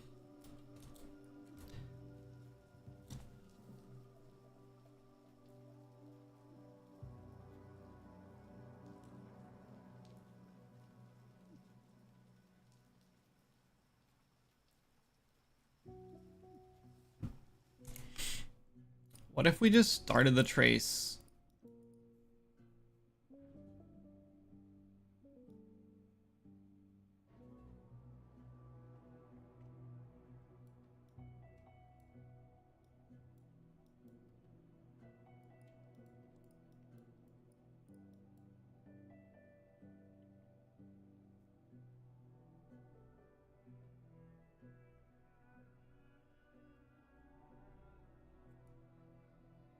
Like, what happens if we just do this?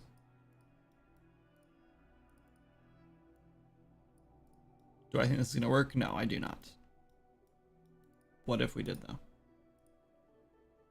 Oh, let's turn our duration. Okay. Can't you just use a ray to check for distant objects before shooting? That's what we're doing.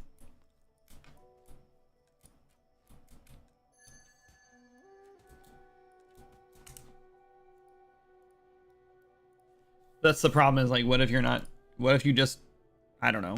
Yeah. I don't know. Whole thing's a damn mess.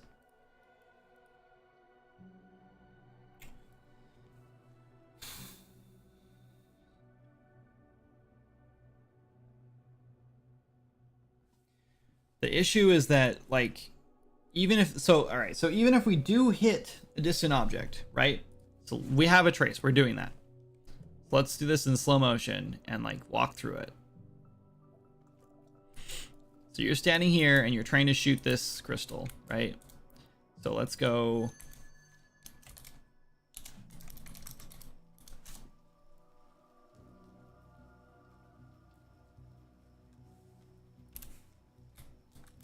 Oh, well, that's how it worked, but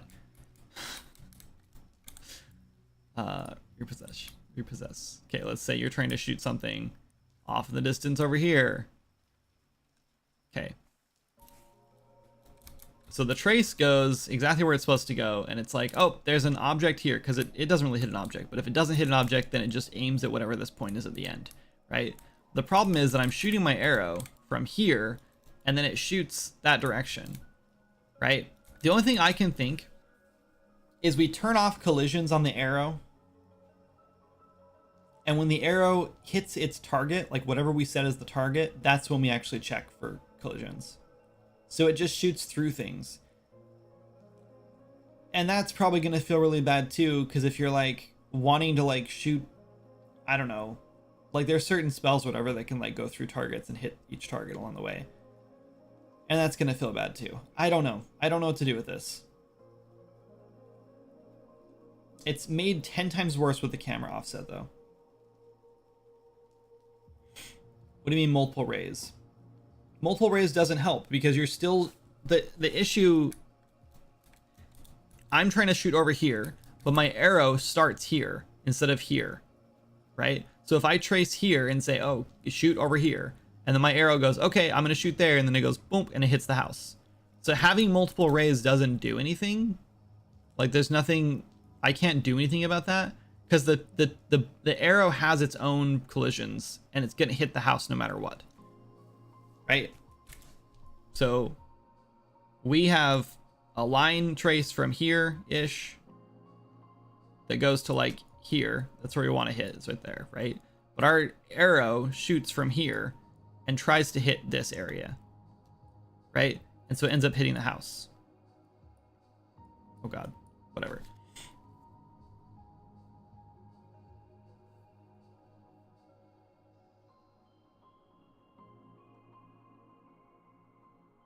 I don't know how to fix this.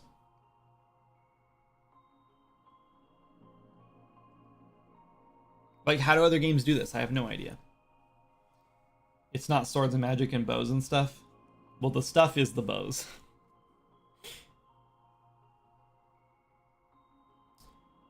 Can you make it just the narrow sphere for testing to make sure it stays within that?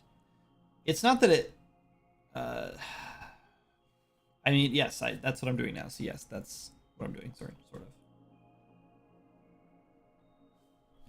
I should I'm still screenshotting, so I can't see messages. Rework animation to shoot from the middle, or at least have the arrow shoot from the center.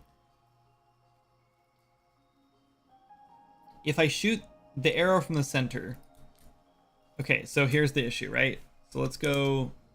Well, first let's do this. Okay, so let's open up our options menu. Gameplay. Let's go back to... Let's way offset this, okay? Okay, so now we're way offset. This is as far offset as we can be, right? So now, if I am shooting at something, if I rework the arrow to shoot from where the trace starts, where this red dot is, that means when you shoot in your game, you're gonna see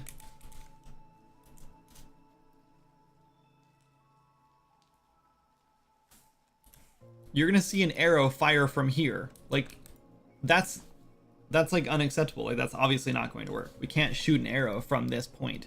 Like, your character's over here. The arrow needs to come from this direction. I don't think it's possible for me to somehow fix the arrow to not hit this building. Right? Like, I just don't think that there's any possible way to do this.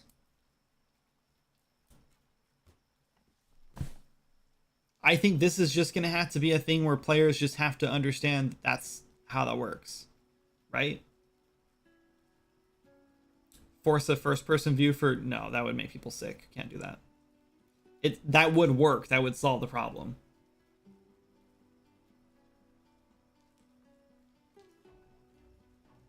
Is the position of the arrow in it different from the ray trace on shoot? Yeah. Maybe the camera can angle during shooting, like back to where over the shoulder of the character. That's kind of what this aim, or this like aim down sight animation is supposed to be doing. Is going over the shoulder of the character. That would be a solution, is if like we have this camera offset, but we forced the camera, like if we like forced the camera from here to like over here, that could solve the problem a little bit, even regardless of the offset.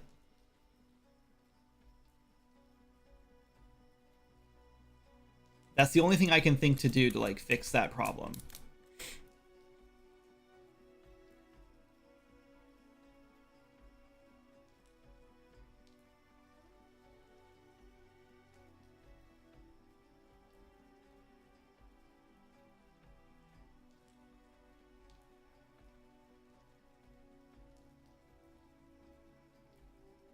Yeah, I mean, the problem is, one of the biggest problems is that we can't really choose the aiming either.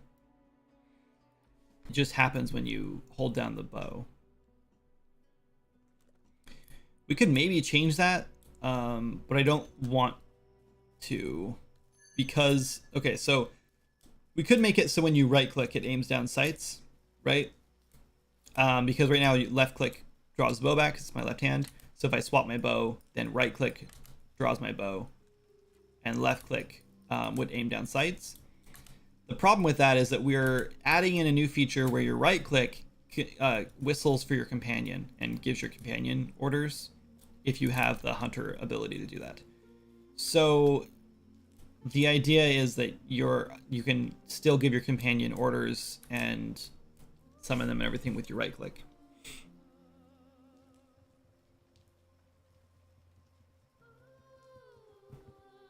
Can you show a little projected path in front of the arrows so you get a visual of how? That's not a bad idea either. Like maybe we,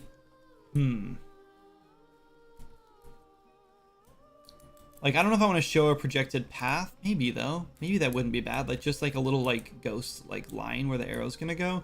And then if you hit a house or whatever, it would show like an X or something on the house maybe.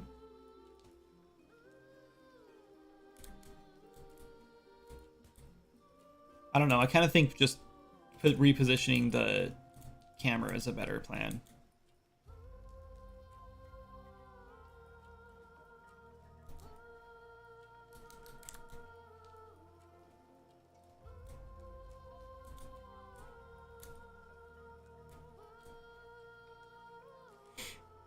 I also still think we need the stair-stepped or the stepped trace because it's really hard to hit moving targets right now.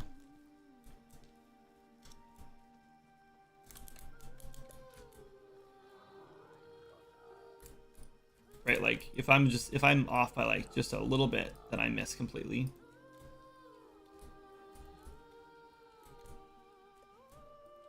And I feel like that shouldn't be the case. If I miss like by this much, well, that's just because I'm shooting on that side of him. But if I miss by like this much, I should still hit him. Like I think we should just add a little bit of auto aim. So as we get further out, that cone needs to get bigger and bigger and looks for enemies. I think what we do is we have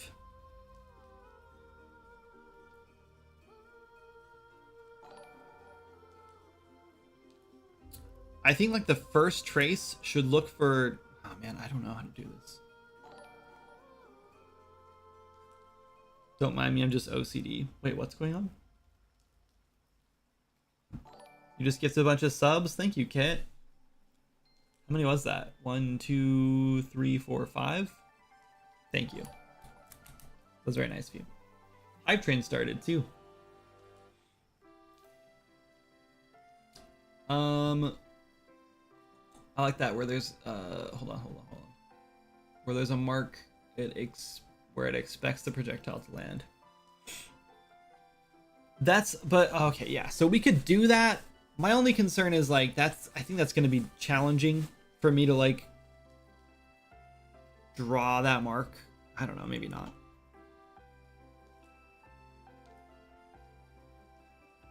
We'll see. Why not place small objects around corners to force the player to move over? Oh, that's never gonna happen. If this was like a single player like linear game, that would make sense. But this is a massive open world RPG. I can't build around every single corner to make sure players can't stand there. Ain't gonna happen. It's a good idea if you were doing something, like I said, like something more linear where you knew where the players are gonna be, but no, this game is huge. There's 1, 2, 3, 4 open world zones right now, 4.5-ish, and then there's a 5th one, 6th one probably coming eventually.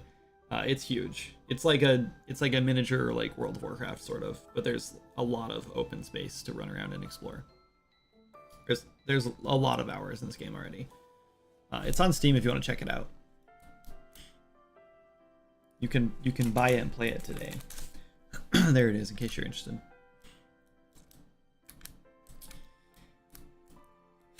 And the arrows do work better than they are working right now in game, just so you know. I mean, like the offset thing where it's hitting the house is still a problem, but I've got them very broken right now while I've been like tearing them apart.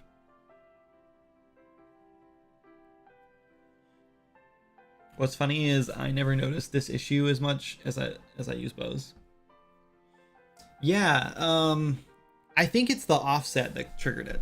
Because like if you're playing, if I play and I set the offset back to 0, it's not happening near as much. But people have been starting complaining about it since the offset happened. Since you can do an offset now. I really think that the trick here is just going to be like switching the offset back when you're aiming down sights. If I put this back to 0, it doesn't happen near as often now. Like I can pretty much, I mean, a little bit. It's still happening a little bit. And I think I can fix that actually, because I think the target or the projectile collision size is a little too big. But yeah, it's not nearly as bad. I have to be a lot closer to the wall to get that to happen now. And that's how the camera used to be. So you just get a little bit of an offset for your aim over the shoulder, or your aim down sights. Okay, so we need to keep the step trace in. So this size needs to be like 500 or something.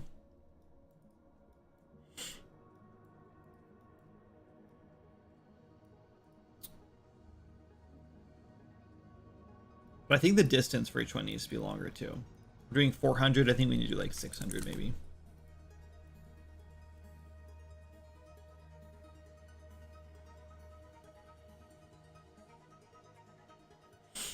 Another issue we're running into is that each one of these traces, local forward is dividing that 400 to 600. I don't think we want to do that. I think we just want to do range. I think each trace needs to be that same length. I think the problem is we need to like get all the things we hit and then prioritize pawns.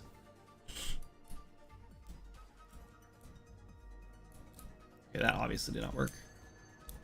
That's not what I want. What did I do wrong?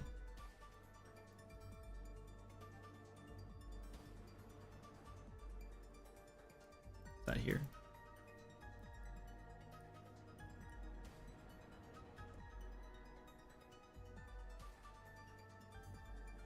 Me and my buddy even did PvP long range with bows and figured out the drop and move, but fully drawn bow and hits on the vertical line. So yeah, the drop is interesting because up to a certain point, why is this happening? I broke something.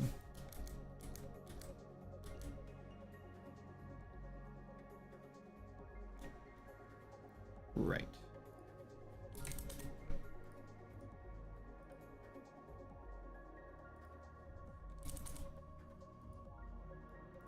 Okay, that should fix it.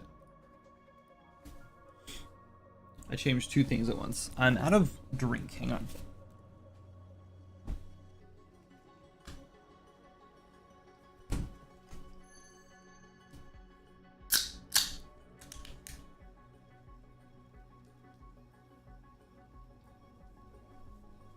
I have hydrated. Thank you. Okay, the first one was supposed to be 5, but I think the distance is too long for that. Is that what's going on? But yeah, the problem is I'm hitting like the ground right there. So instead of shooting over the horizon, I'm just hitting the horizon. Or hitting the hill right there. Okay, go there and it hits the ground. If I go like slightly more, then it shoots way over the top of it. So it's prioritizing the ground, and I think we need to get rid of that. I feel like the first trace should listen for the ground. Maybe, I don't know how to handle this.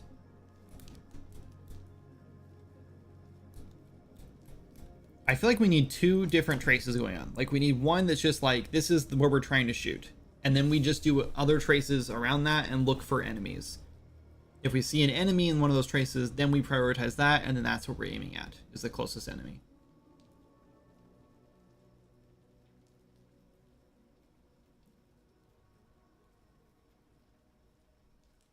I don't know, because then you have issues like, what if you're trying to shoot an enemy that's further away? You know, and you're like, you might be perfectly, like, let's say this table is an enemy, right? And you are trying to hit, let's go on this side. Let's say you're trying to hit this enemy that's further away, and you're perfectly aimed up, you should hit him no problem, and you shoot, and then let's just say your trace hits this table, or the enemy that's closer or whatever, and then it prioritizes that, and then your arrow hits that person instead, and you're like, I just want to hit this guy in the background because he's casting a heal or something, and I can't because I keep shooting this guy in front. Do stabs and wands have this issue on basic attack? Yeah, pretty much. This is like multiple issues too. What's up, Victor 6? Good evening, enjoying the ugly spaghetti. I spent 12 hours today building my full user interface system. Nice. Yeah, this one function is a lot of spaghetti, but I'm really thinking about just rewriting the whole thing.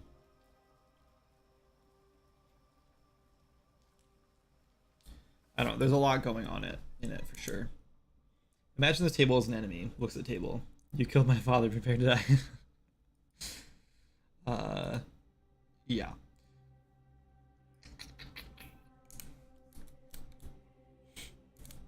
I don't know. I think we need one trace that goes all the way to the end range, and we look for anything that hits, and that's the priority.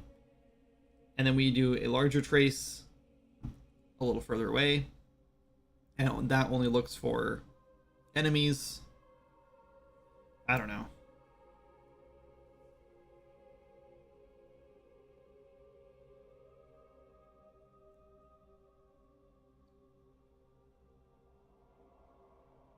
I feel like I just want to break this down into like 3 stages. Like stage 1 is just like, did our big traces hit anything? If they did, let's find the priority there. Let's find like the closest enemy there. And then we check like the next trace down and say, did that trace hit anything?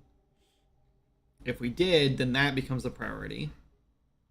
And we'll take like the closest one. And then we'll do the next trace down and say, did that hit anything? Because that's like your like, you can just do this into like three traces or whatever. And then that's like your like what your crosshair is actually touching, and that part is like the top priority. If that hit anything other than terrain, then we'll shift to that priority.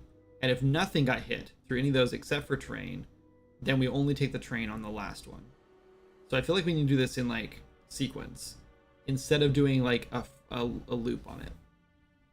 We could probably do it with a loop, but I just feel like we're gonna like it's gonna be confusing and difficult. Because I feel like the bigger ones, we don't care about terrain at all. Those traces should only check for enemies. And then each trace, the smaller it gets, the more that's the higher priority the enemy gets. So we should do like a big trace first, small trace, and then a smaller trace, or however many we need to do. We can loop that, I guess. And we just each time we just override any enemies we see, because that means we're getting a more narrow thing. So if we're like there's an enemy closer to the trace, then we want that one instead, or closer to what you're aiming. Whatever the enemy is the closest to what you're aiming is the enemy we want to prioritize, and then we'll take whatever, and obviously the enemy in like your actual trace, like line trace, maybe not even a sphere trace. If that hit anything, that's the priority. If it's an enemy. Okay, I think that's how we're gonna do it. So, tricky part here is we have a lot of stuff going on.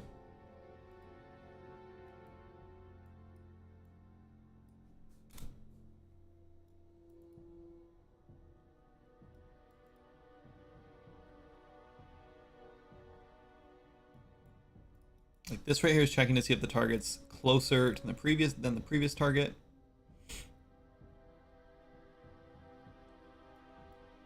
But that's like getting, I think that's closer. Let's see, find closest target along the camera's trajectory. So that's the trajectory from where the camera is seeing to where we want to aim to, and we're looking for the closest there. That actually makes sense. But I feel like this should happen after we have all of our targets, not on each loop, right? This should be happening down here on completed, because then we should just be adding all of our targets to an array and then looping through those targets to find the closest one. Because what's happening here is we're checking to see if each trace has a closer target. And I know this is tracing from smallest to biggest, because we're multiplying the forward by each one of these steps. Oh, and multiplying the range from here. So this would be 0,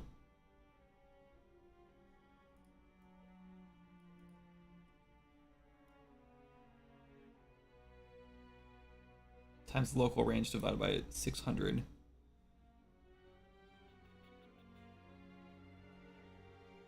Yeah. So we're going smallest to biggest. So that would mean that if you find something that's really close on the small range and then you find something bigger on the bigger range, then that would be prioritizing it. Okay, that's fine then. But the problem is, I just feel like at the end, maybe we keep this intact. We can step through it, make sure everything else is like working like we expect or whatever.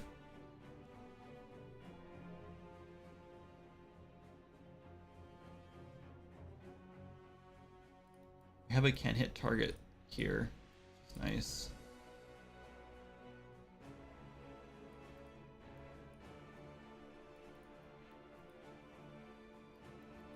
I just feel like after we find a target, after all this, like here, if we have a local hit, we should just check one more time to see if our trace has hit something, or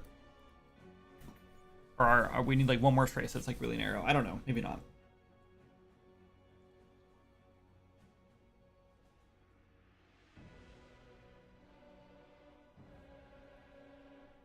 I think this might actually be working. But we're definitely hitting the terrain. I do feel like we should not be looking for the terrain except for the very first one. So we just do like... Oh, and also we need to figure out... Our center trace is only going like a small chunk, right? And then it's doing a larger trace from that point on. We don't want to do that either. We want that first chunk or that first trace to go all the way through, in case we're hitting an enemy on that first trace, because that would obviously be the closest enemy. But instead what's happening is it's only going so far and then starting a new trace, a new larger trace. So we need to fix something to do with our end point here. And I'm not sure how to do that yet, but we're gonna look at it. So I think if this is 1,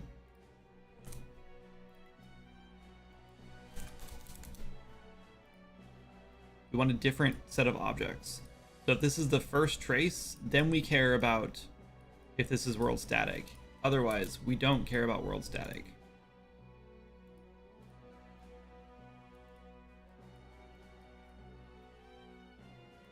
Does that make sense?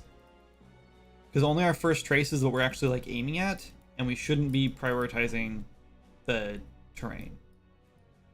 Or anything that's not like a pawn, actually. I feel like we should just only be prioritizing pawn for all these.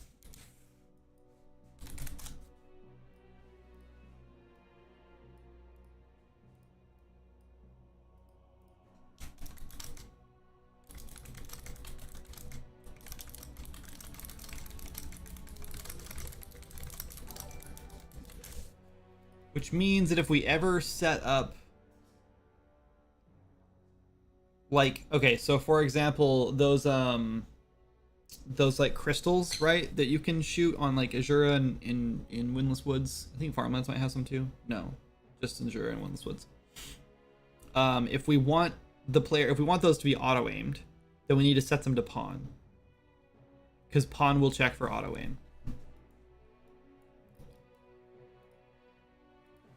Okay, sorry. What did I just miss? What happened?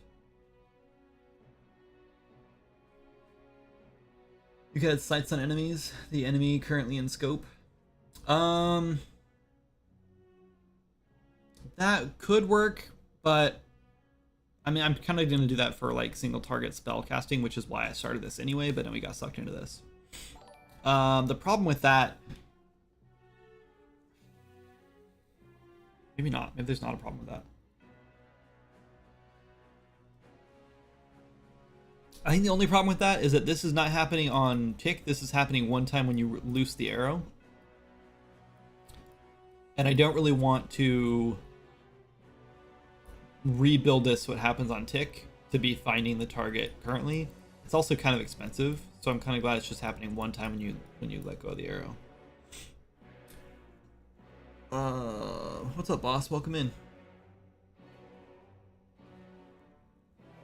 More than 2 enemy targets, aim at farthest. I think if there's more than 2 enemy targets, we want to aim at the closest to the trajectory, which is what we're doing here.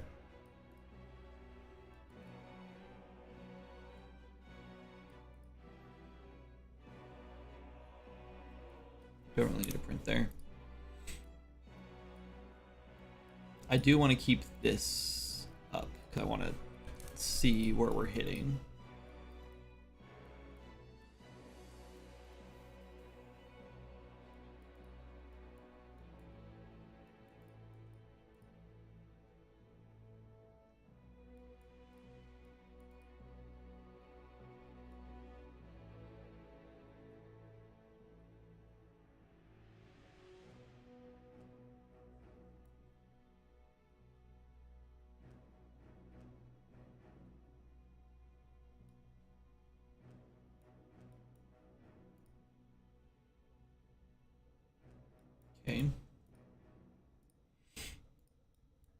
All right, so now let's test this and make sure this is working. So we're not hitting, we shouldn't be hitting the terrain anymore. Like we can now shoot over the hill, hopefully. At least that's the plan.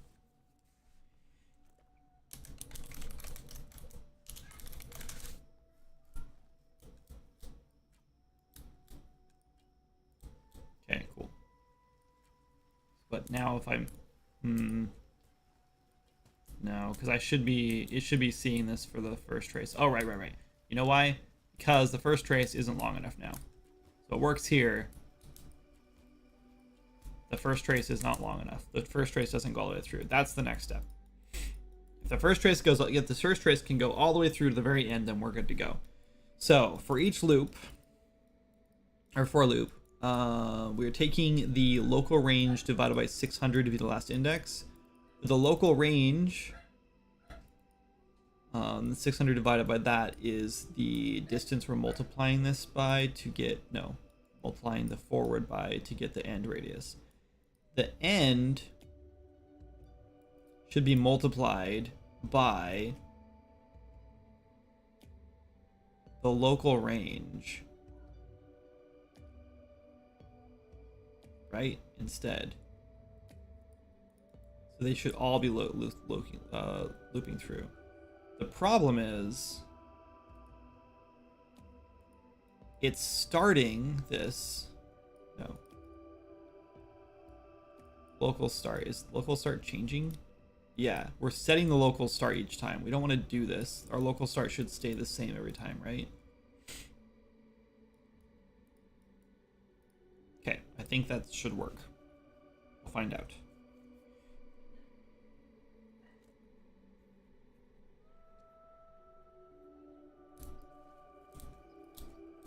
Okay, so that didn't work because it's actually, yes, it did work.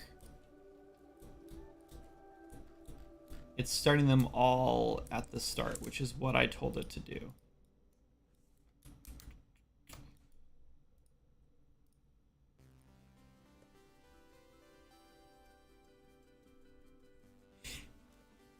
One of my favorite things about programming is that, okay, that's working. The problem is the local start. Yeah, we're trying to we're lobbing those arrows like 30 billion feet out there. Okay, the local start is adding this local forward. And what I need to do is local forward times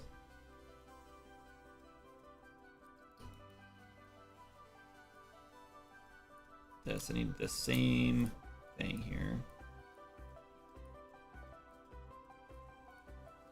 And then this needs to be multiplied by this for the new start location. Now they should be overlapping each other every 600 units.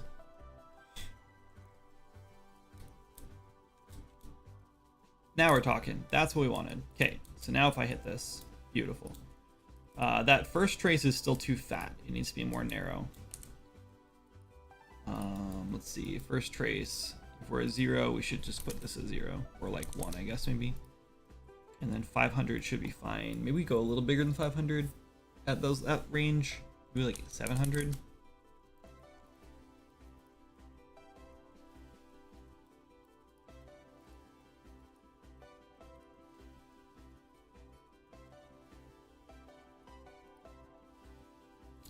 This is getting, the first one should be local range divided by 600.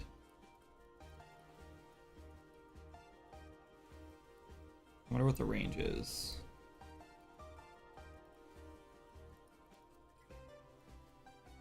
We know what the range is. Whatever it is from the equipment.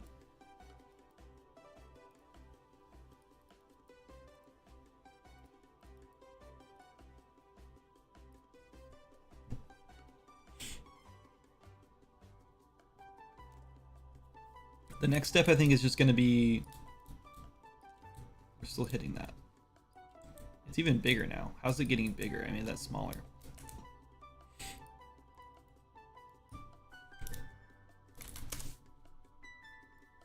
Let's print the range here. And then Just out of curiosity, let's print the division for the first range. Maybe it's like a negative number? No. 4,000. Oh, the range is 4,000. The number is 6.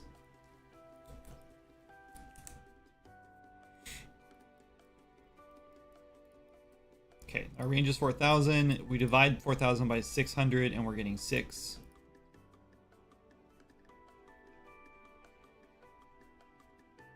That doesn't sound right, but I guess that's right.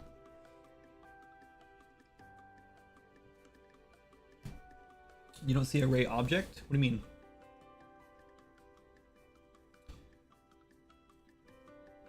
Just keep it in level 1 of the skill tree for bows is auto aim at whatever is closest. That's not a bad idea. We have the ability to cast spells now with scythes, and I'm really thinking about locking that behind a skill tree instead, as like a level 1 skill for chaos mystics. They can use scythes to cast spells because I can easily just turn it off so it doesn't work with a boolean. I also have the option to turn on ranged attacks with scythes, so when you swing a scythe it also shoots a projectile. So I also could turn that off too, and then lock it behind the skill tree. Array object detects anything the ray hits. Array trace also detect anything the ray hits. I'm not sure what you mean, Fireman. What's the difference?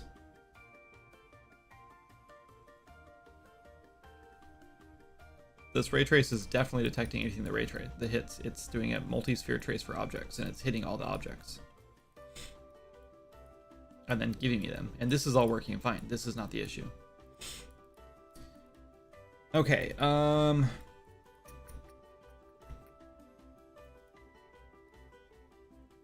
feel like this range is not, or this map range is not a bad idea. The issue is the first trace is just way too big. I guess we could do another select on this and just push that first trace through as 5 or even 1. I don't know. It's not the end of the world, I guess. If we do that. It is getting way messier. I recognize this, but it's fine. If it works, then we can clean it up. You use array before you shoot. You use array trace before or during the shoot. Are you familiar with Unreal Engine?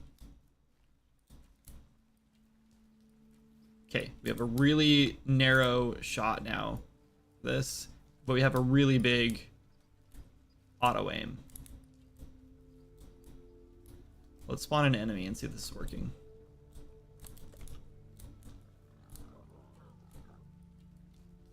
What?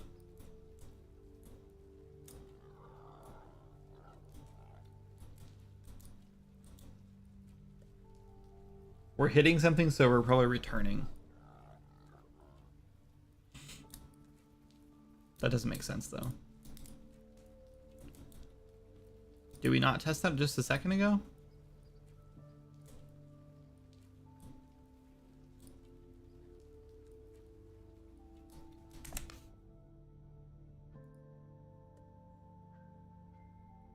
I only noticed it when we spawned enemies, but I'm not like, I was just curious because I've never heard of, I don't really understand what you're saying.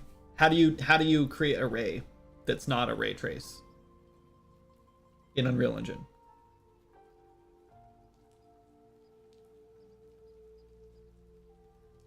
I just don't think Blueprints has what you think you're looking for.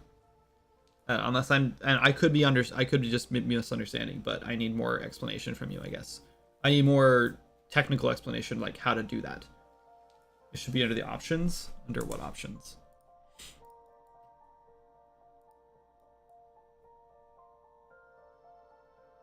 trace complex.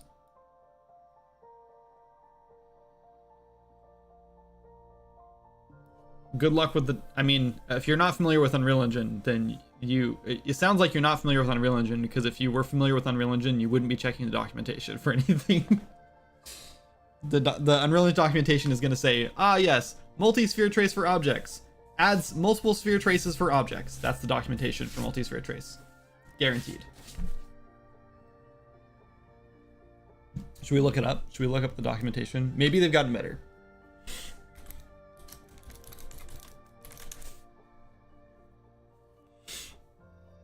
Let's see, 427 documentation. We are in 426, but that's okay. Let's search for multi-sphere trace for object. Oh, nothing came up. Sphere trace? Oh, I lost. I screwed up. I closed this thing on the side. Now I don't know how to open it again. Oh, there it is.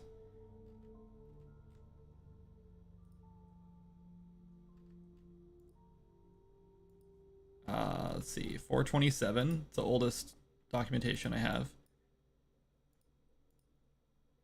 I can filter by title. I don't even know where to find.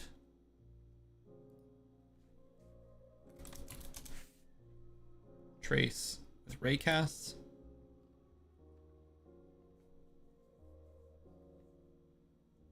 Let's see. Trace by objects. By a trace channel, you can run your trace to detect single hits or multi-hits. Yeah, I feel like I know what I'm doing when it comes to this. I don't think I'm doing anything wrong here, and I do believe that this is the only way to do traces or raycasts in Unreal Engine. Uni has an order of execution doc. Unsure about Unreal Engine. Yeah, I think you are not familiar with Unreal Engine like I am, unfortunately. I'm not trying to sound like big-headed or like be condescending at all, but unless you know how to fix the issue that you think I'm having with doing a ray before and then a ray trace after or during, I think you're misunderstanding how Unreal Engine works. I don't think that's a thing that we do in Unreal. Either you can't do it, or it's just not practical in blueprints and not established in the way you think it is. I'm not sure how to say what I'm saying, what I want to say. Okay, so I'm pretty sure what's happening is we are hitting something here. We have a local hit. So when we finish looping through our hit actors, we're returning a local hit, and we're not doing our second traces. This is why I was saying I think we should have a second after this, like after we loop through all these things, we do another one that's our single trace. Because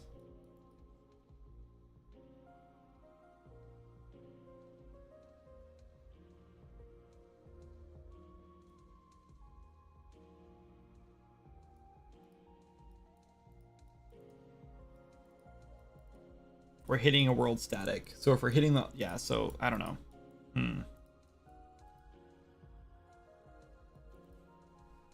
Let's just put this return on the end of this instead. I don't really want to return when we hit an enemy there. I want to return when we know we've actually hit. Right?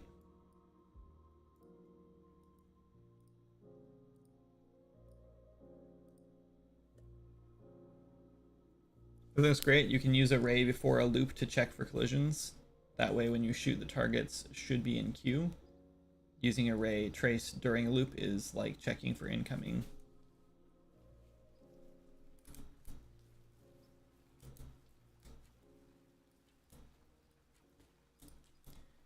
Well, that's working, but also not working. At least we're getting all of our traces like we wanted. The problem is that those traces are not hitting, and so we're sending our arrows to 0, 0, 0. Which is weird because we're definitely seeing a hit. So let's go look at why that's not working. we're setting a local hit here. And then drawing a local hit. But then we return, we're not seeing a local hit.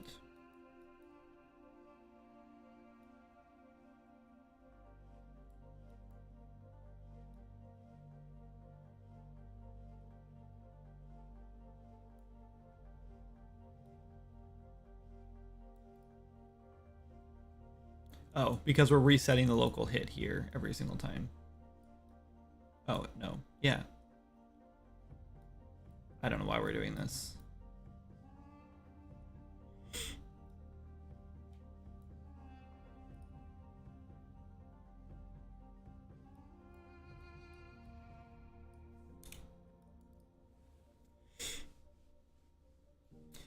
You can use array before a loop to check for collisions. That way when you shoot, the target should be in queue.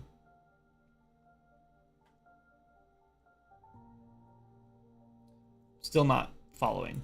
I'm doing, this is all happening before you shoot. This is doing a trace to see where I want to shoot, send my arrow to. This is literally just giving me a hit location, and then I calculate trajectory from that to from with that from my arrow to the target, to this target location. This is just all, this whole trace here is happening right when you release the bow, or release the mouse button to shoot your arrow, and it's checking to see what, like, where to send the arrow to. Yeah, it's using aim assist, but also if you hit something dead on, if you're aiming straight at it, then it just shoots straight to it. Otherwise, it tries to aim assist to hit any enemies that it also hits, that are also in the trace. So it does a multi-trace. I'm tracing. Okay, I'm gonna stop explaining this now.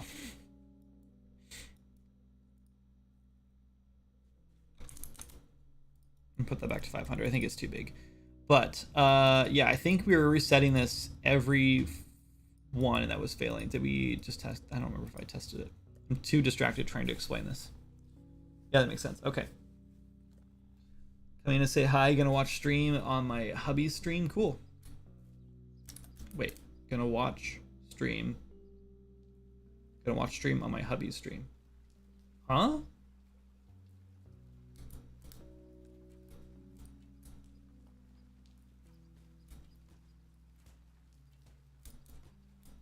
Okay, this is working. The question is it going to auto aim to hit players now? And also, oh, we're hitting, what is happening here? Oh, because I'm hitting nothing. Okay, if I hit nothing, that's fine. I just want to set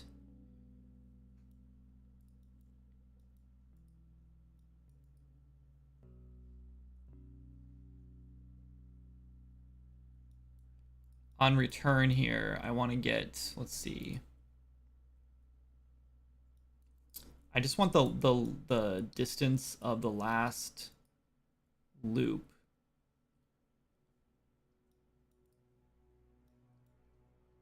No, I don't. I want this local forward times. Oh, we're doing this thing and we don't want to duplicate, I guess. Cool. Multiplied by local range.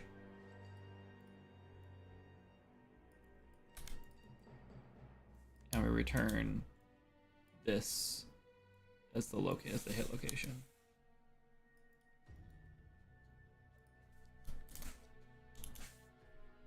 Go away.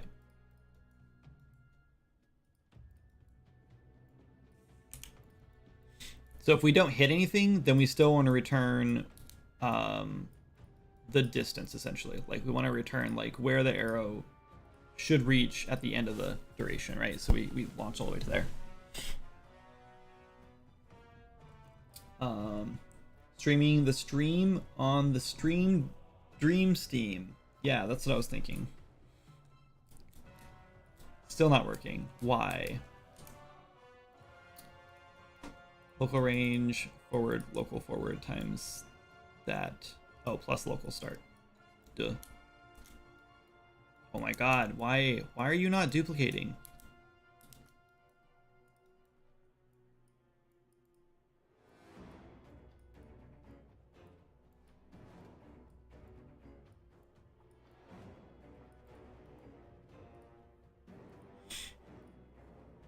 Okay, that should be right.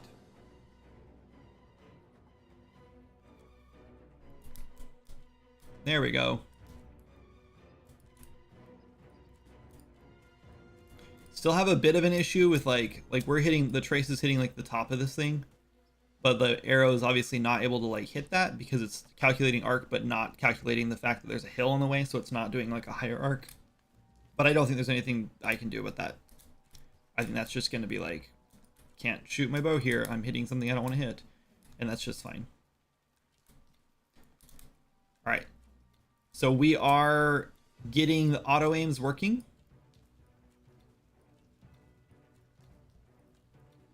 See that? We're shooting off to the side. It's hitting the closest target and then shooting toward that instead. The question is, do we want that to happen?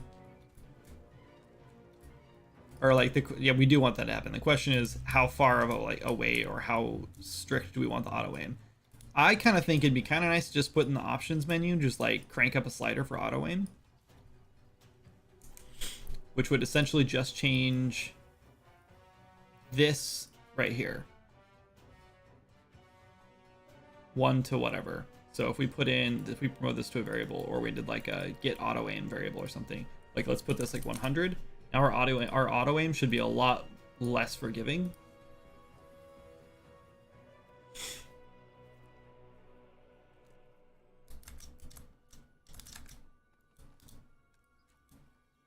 Yeah, now we have a lot less auto aim. See that? It's like, you can still see it a little bit, like we're still hitting and changing our trajectory, but just barely.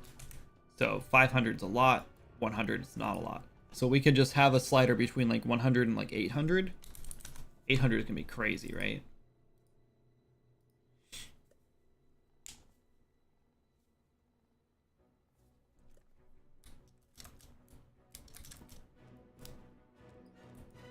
Yeah. That's pretty wild. That's like, but you know what? I know there's some players who will like want this, right? And that's fine.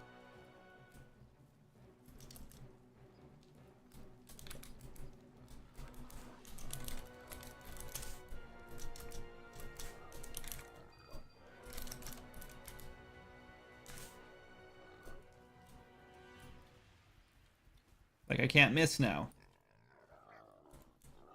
But like, again, I think it's fine. The only problems we're going to run into is when we start getting closer, because now our trace doesn't start there. But you know what? I don't think that's really a problem.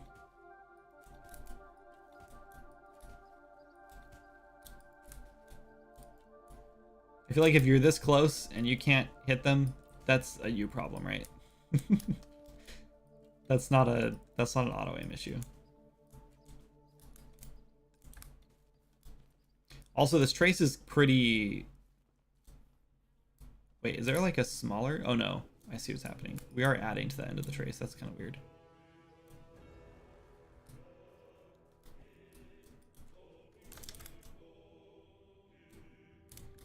They are not ending in the same location. I thought they would be. They should be. I don't know if that's fine or not. It seems fine. Everything seems to be working much better now.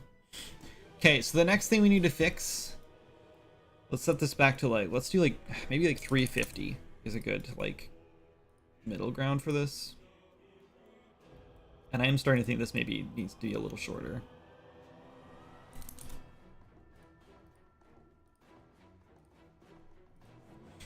I just want to tweak this a little bit, make sure this feels good, and then we're going to go look at the aim down sights. We're going to like override our aim down sights location. I think that might be a little too difficult. I kind of like it a little higher.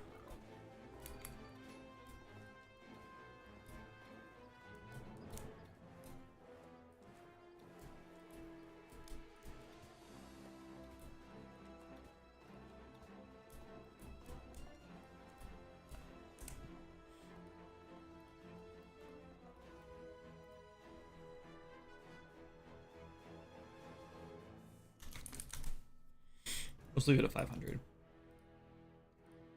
Our enemies just move around a lot. The arrows take some time to travel. It's like, it's just one of those things where like, it's a casual game. I just think that archers just need a little bit of extra love. They already do a lot of extra damage because they have to aim. I think it's fine.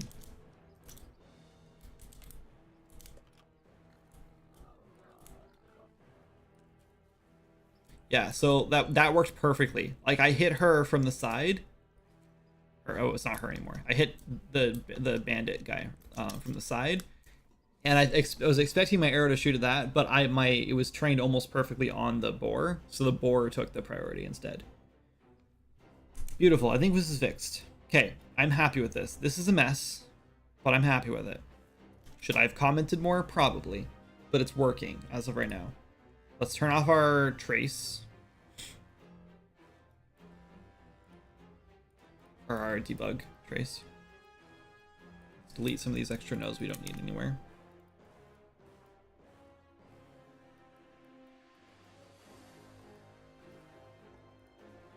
What are we listening to? Okay. Now we need to go look at the aim down sights. I don't know where the hell that is, so we have to go do some digging. Probably in here, I believe. ADS maybe? Is ADS?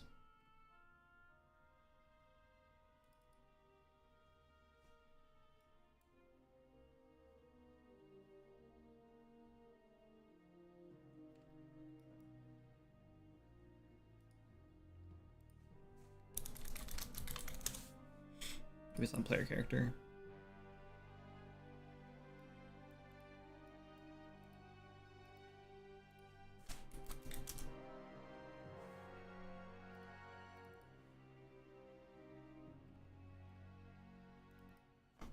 ADS timeline. Okay. It looks like we're not using this one anymore. Haven't deleted this, so we can easily roll back if needed. Trialing new camera curve in next build. Use a single timeline for both. Looks like we're happy with this.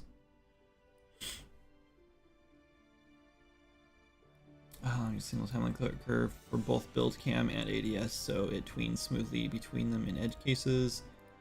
Okay, so I know somewhere in here we are getting get ADS offset target.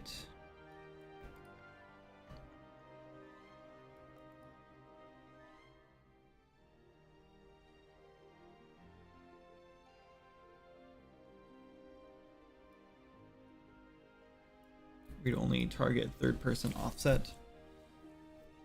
I think this is it. I think this is where we are looking at.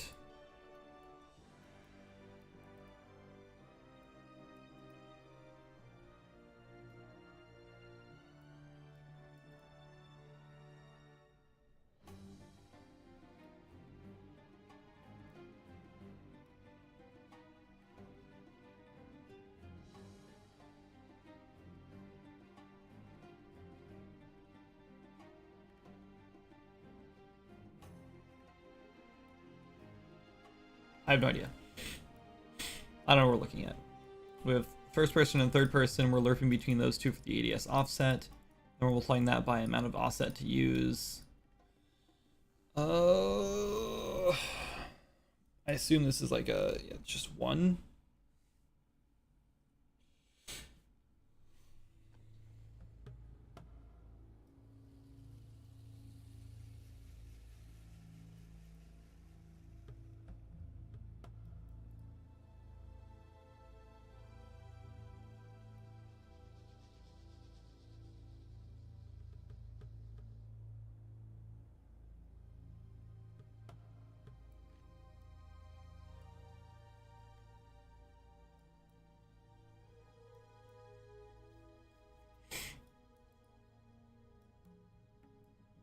What is this?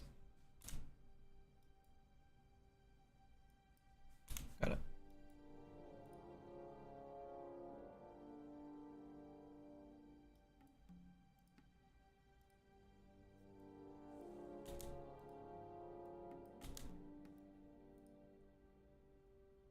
I know I have like an offset somewhere. It's gotta be this. It's gotta be this like cached offset bonus. No, maybe not. Let's go look at our options menu, I guess.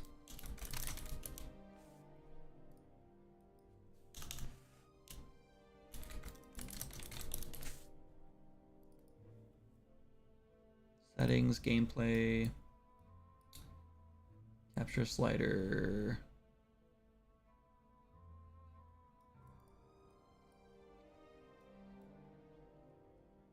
Save cam offset. Custom cam offset. Find references.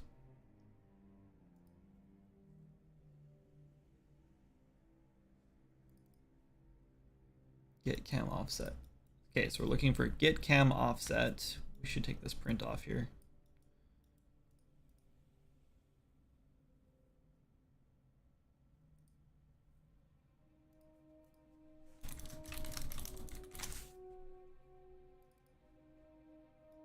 There it is. Load cam offset from preferences. Oh, this is where we load it, actually. This is not it. Socket offset. Maybe this is where we're using this.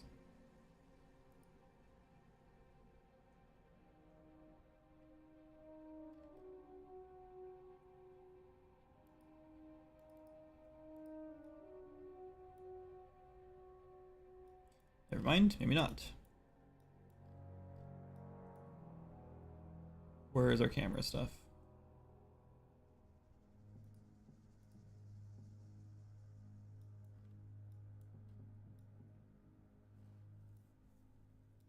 Socket offset. Damn it. So I think we need to like add this and set it to our socket offset, but we need to subtract the get cam offset. So get cam offset from Y.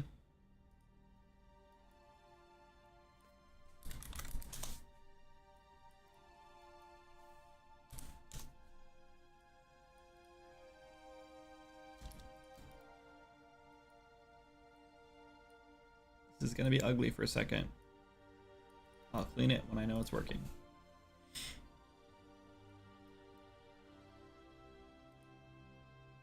Let's see if this works. I have a feeling it's not going to, but we're gonna find out.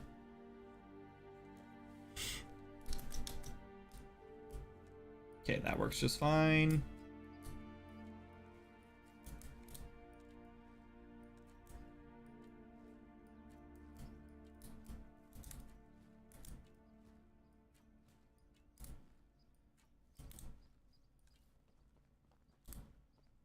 Cool. Now let's go to our camera. Do a big offset. Oh. So that just broke our thing. Damn it.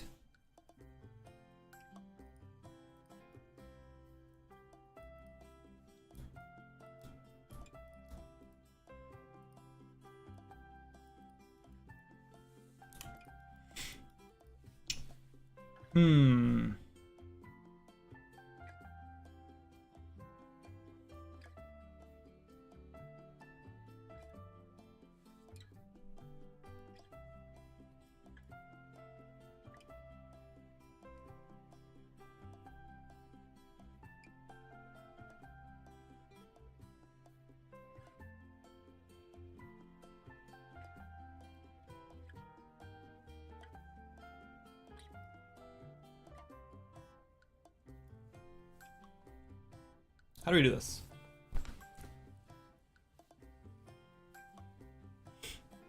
So we're looping from A to B.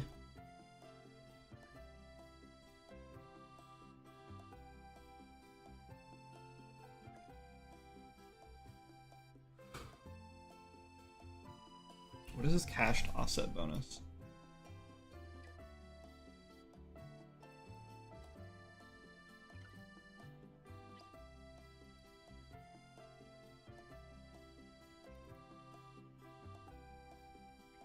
Zoom out distance bonus.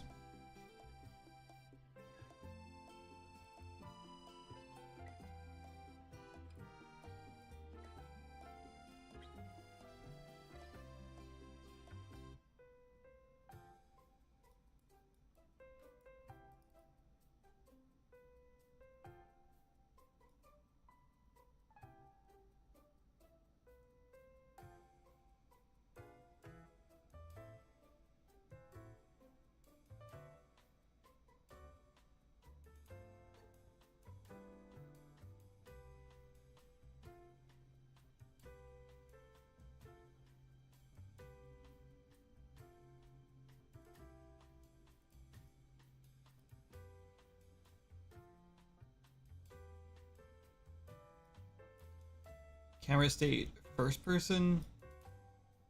I assume this alpha is just going 0 to 1. Yep.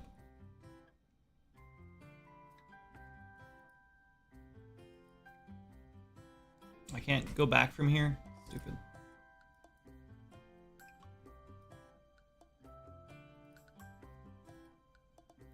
Okay.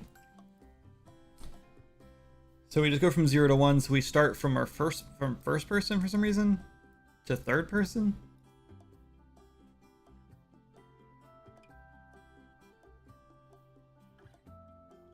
I do not understand this.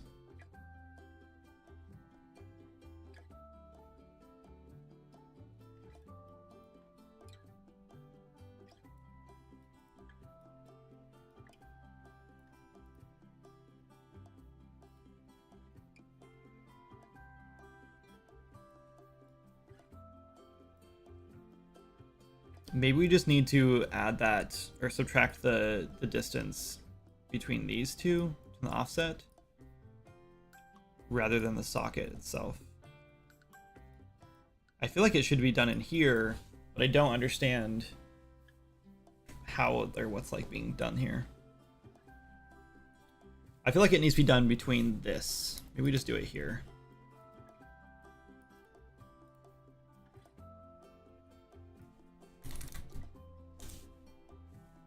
I hate that so much. Just make a vector. The most common used one would be great, not this random stuff that I don't need.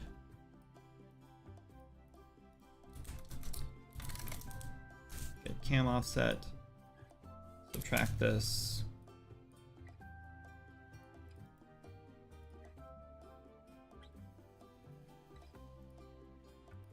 Okay.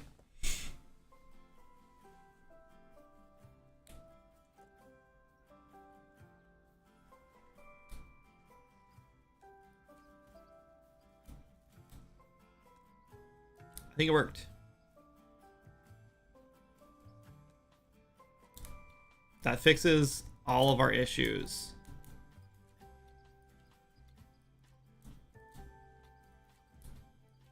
Maybe it's a little too. But I mean, if we put another snowman, like let's do some.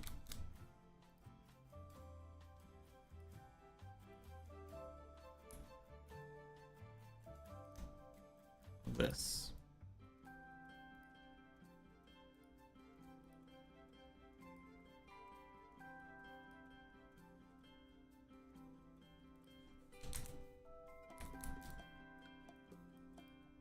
There it is.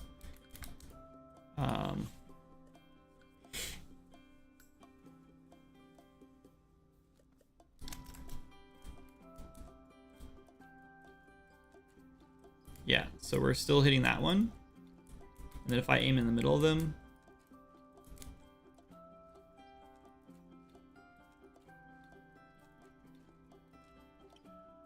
interestingly enough, it's like finding the one that's further away.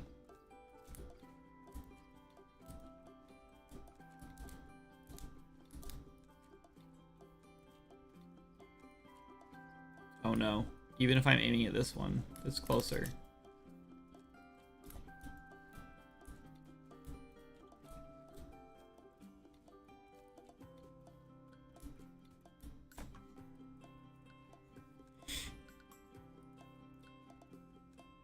I don't like that. This is the problem. Like if the first one hits something, it should take priority.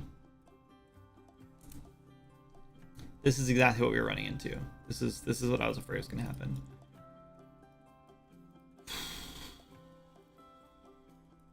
Like I feel like if we hit something here, if we find a target and this is the first trace, then we like return right here. Like we hit a target. But it has to be an enemy, right? And that's the problem.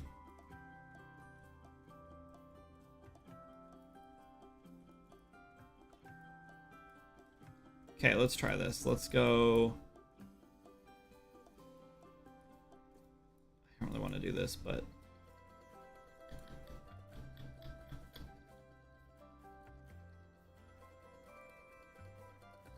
let's promote this to a local variable. Let's call this first trace.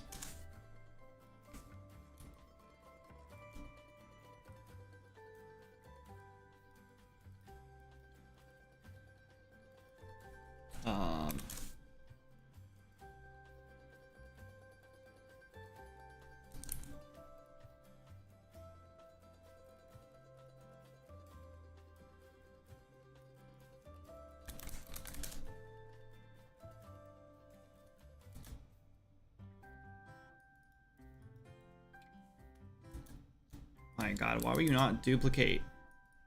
What am I doing?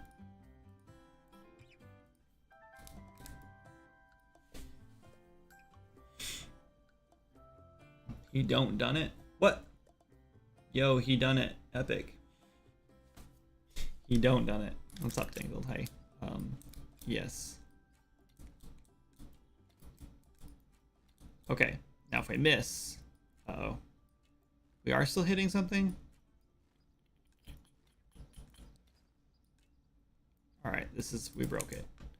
We broke it again. We're close, though. God.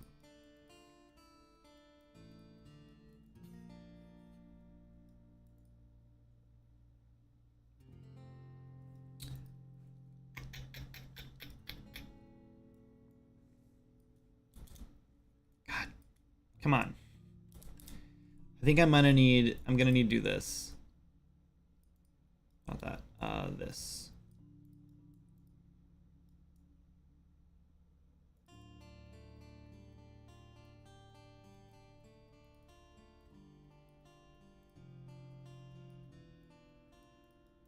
This is really messy, I know. I guess I can just do this. This is dumb.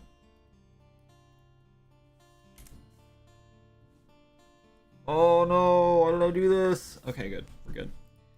That crashes the engine so often when you delete those stupid reroute nodes. That scared me. What's up, Lanny? Man, I stream my progress for Bracky's Jam daily, and I can never get a raid from Mighty Michael because I always stream at odd times. Yeah, that, and I rarely raid anymore. I only raid if we have like over 20 viewers. I don't know. It's like this weird social pressure. Like I raid and then I feel like I have to like stick around and talk and chat and everything for a few minutes, which is like, you know, fine. It's a nice thing to do. But I feel like if we don't have like over 20 plus viewers, 20 or 30 viewers, I'm just like, why bother? I don't know. It's not that like that's not a lot of viewers. It's just like I don't feel like it's like I don't feel obligated to do it, I guess, and I don't want to have to deal with yeah, I don't know what I'm trying to say. I don't want to have to deal with like sticking around and chatting.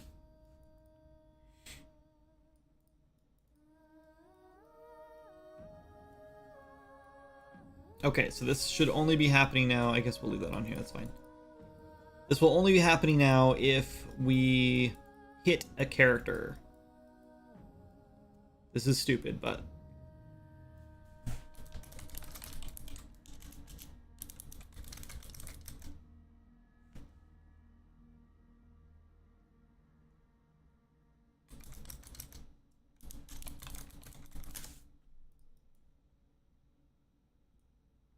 we'll just put it back here.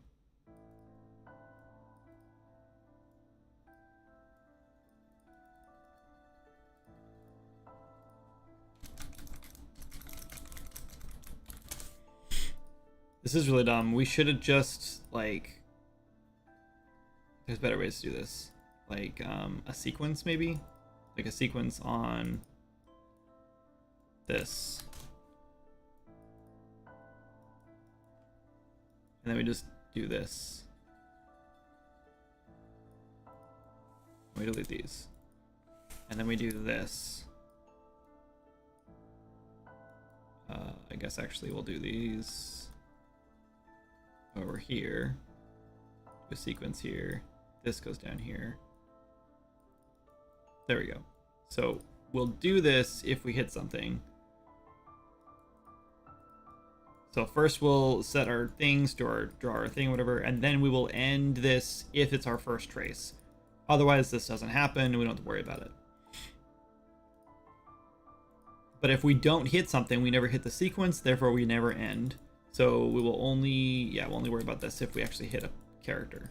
Okay, this should work, I think. It's a lot for someone like me that only gets 2 to 3 viewers. Yeah, I mean, yeah. Okay, that's working. Nope, still hitting the wrong guy now. Why, dude? We're trying to prioritize here. Why is this not working?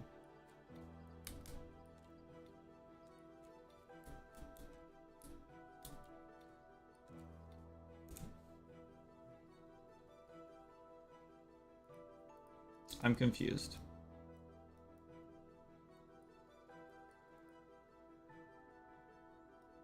First loop, we're setting first trace to true.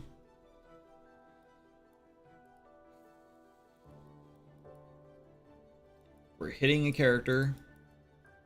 We can't hit the target.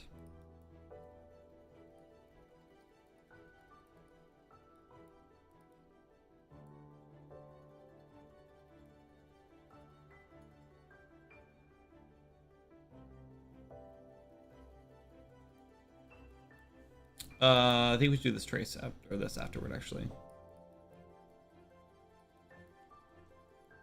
We need to do this on this.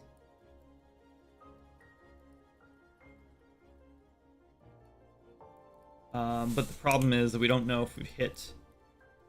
We need one more Boolean.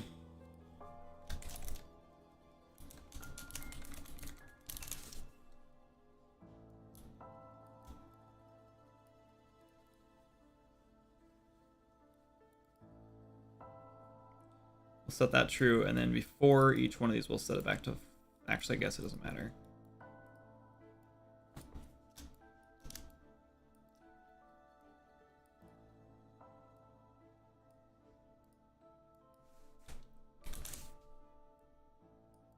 We could have done an and, but this is fine. Okay, so now what's going to happen is if our first trace hits a character, then we're going to return a hit result. Otherwise, if we don't hit a character with our first trace, we don't return a hit result. Or we still set a hit result, we're just not returning it, and then we won't worry about ending. We'll keep tracing for more characters. Okay.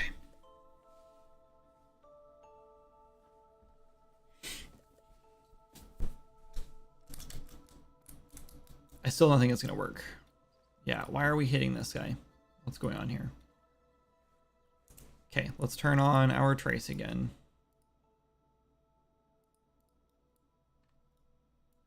I want to turn this thing to...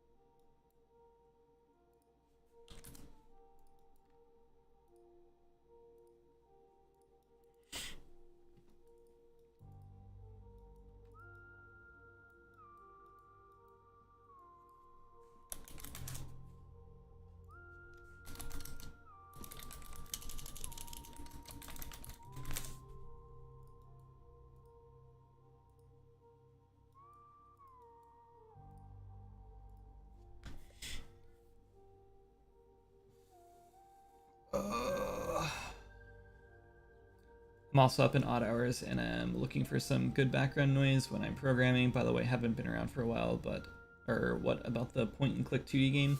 It's kind of on hold right now. I just kind of got bored of working on it and wanted to go back to working on Swords and Magic, so that's what I'm doing. This is saying false.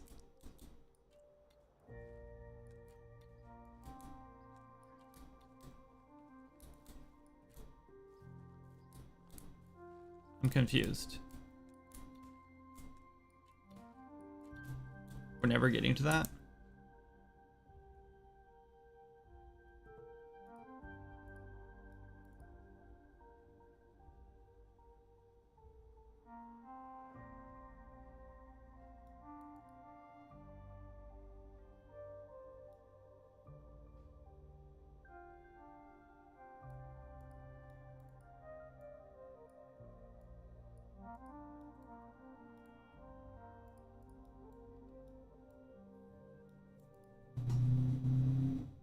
We're setting first trace to true on the first loop. That should be working. And then we should be hitting a character in this first trace. So I don't understand why it's not. Let's try again. But yeah, that's called Seeking Adventure. There is a Steam page up for it, and so we do plan on finishing it. It was supposed to be finished this year, but I've been kind of lazy about it. So true. How have we not hit a character here? We looped through this whole thing. I know we hit a character.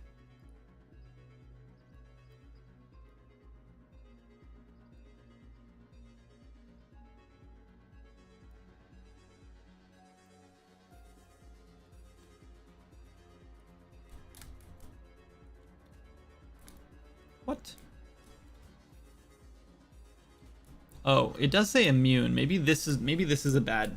Maybe this guy's like not working because he's immune to this or something. Maybe that's like giving us false. I don't think so though, because it was hitting. Still no. How are you not seeing this? I don't understand, guy. Put a breakpoint here, I guess. I'm gonna get this working. Actually, just announced a release date for my game, September 5th. Congrats, that's awesome. Start working on the next one. Wow.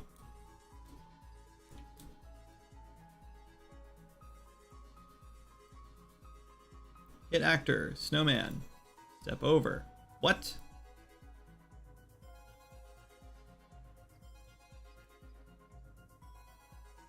BPAI, snowman. Am I an idiot? I am.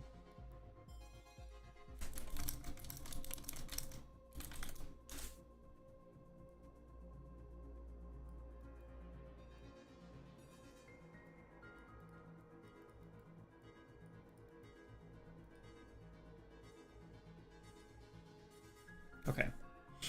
I just realized BP character is the non-player, non-AI character. So that was only checking for PvP. Okay, so this should fix our problem then. Now we're hitting characters.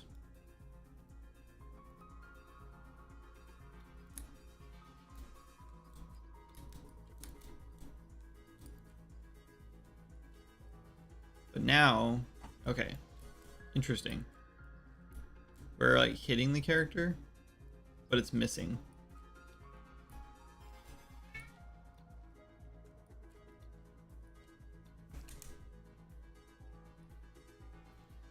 How are we missing? Hit location is being set to what? We have a bunch of reroute nodes here we don't need.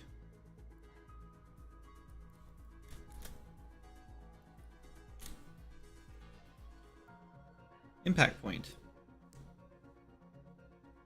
What if we hit a character, what if we just grab like their root point, like, and set that as the thing instead of wherever the impact point is?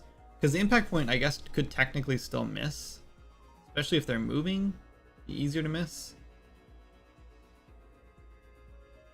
This is, I'm just realizing this is actually probably going to be a slight issue for characters that are strafing. Like if they're like strafing across and you're shooting to them, the impact point is going to be where it shoots to, but that's going to calculate trajectory to there, which means it's going to hit there even though they moved, which is fine. I don't know how to calculate like based on moving, and I'm not even going to try to figure that out right now. But I do think if we just set toward the center of the object, that might be, or center of the character, that might be a better choice for trying to hit them. Seeker of the Ruins on Steam. Nice. Will you share a link?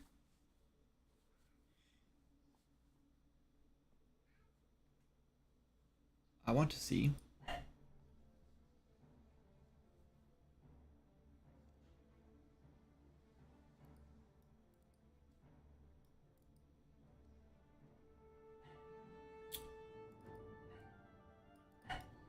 Well, I don't know how I was missing that one. That's weird.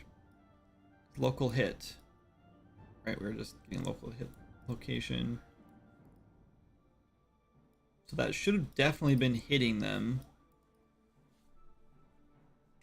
Because that's the impact point.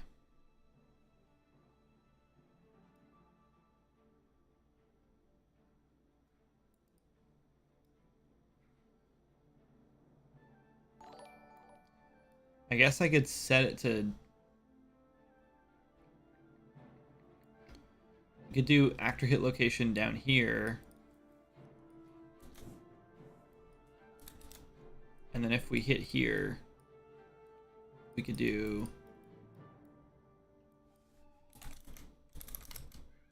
get root component.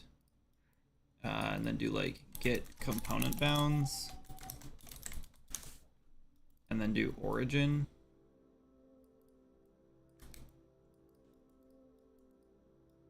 Let's try that, I guess. Let's see where that gives us those little pink dots at. That hits better. Oh, snap. We just get raided by 25 viewers. What's up, Tim? Thanks so much for the raid. Appreciate that. Our trace is... It's working. It's working. It is shooting straight to their center, which is perfect. These archers in this game are about to get way better. Okay, I know what's happening.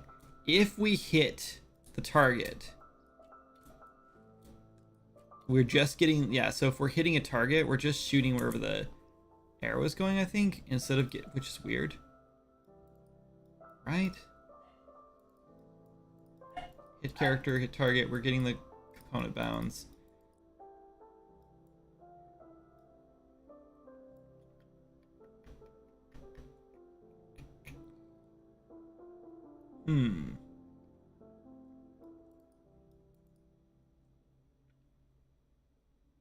That's working super well when we auto aim. It's not working super well when we actually like hit the target directly, which is weird. I don't know why.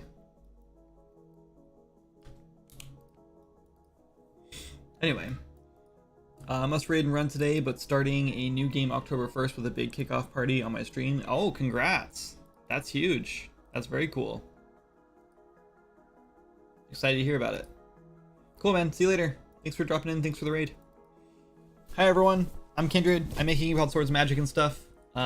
It's cute, kind of casual, open world RPG. It is multiplayer, online multiplayer, up to 16 players. This is a test island, but the game looks similar to this, obviously. It's this style, but there's a big open world area you can go explore. It takes a lot of inspiration from World of Warcraft and Skyrim and Fable and even like Minecraft and stuff, I guess. I don't know. It's kind of cool, I guess. It is out on Steam right now in early access. You can buy it today and play it. There are hundreds of hours of content already. But it is still in early access. Things are changing all the time. We're trying to add skill trees right now, and I'm working on fixing up some archery issues we're running into. So, but yeah, there's stuff to do. Seems like it's working though. It's just interesting if I'm like, I'm definitely hitting the target or hitting the thing. Maybe I'm not. It's weird. The trace is hitting a character, but it's shooting the arrow over the character for some reason. How come when I, okay. Why is that happening? How come when I'm hitting the character, it's not giving me the center of the character trace?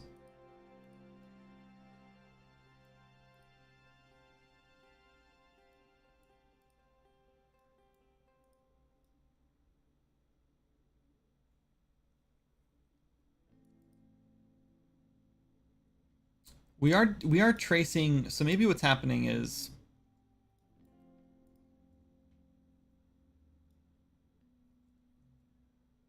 oh, I know what's happening.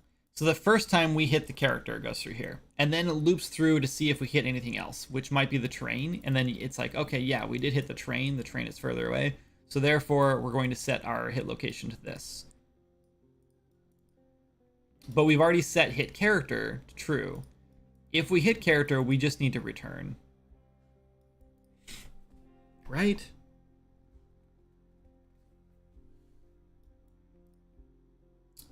Maybe what we do is, if we hit a character over here,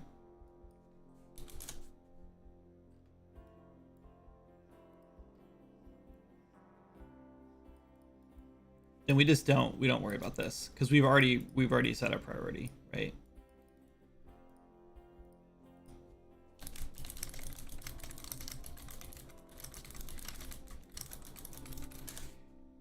But yeah, I think that'll work, right? My only concern is for the next traces, will this be a problem?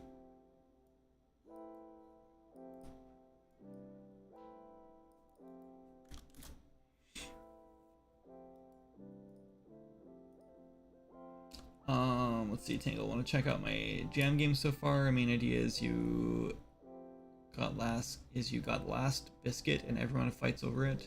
There'll be more NPCs. You need to get home before the NPCs eat it all. The Gyazo link. All right, I'm trusting you.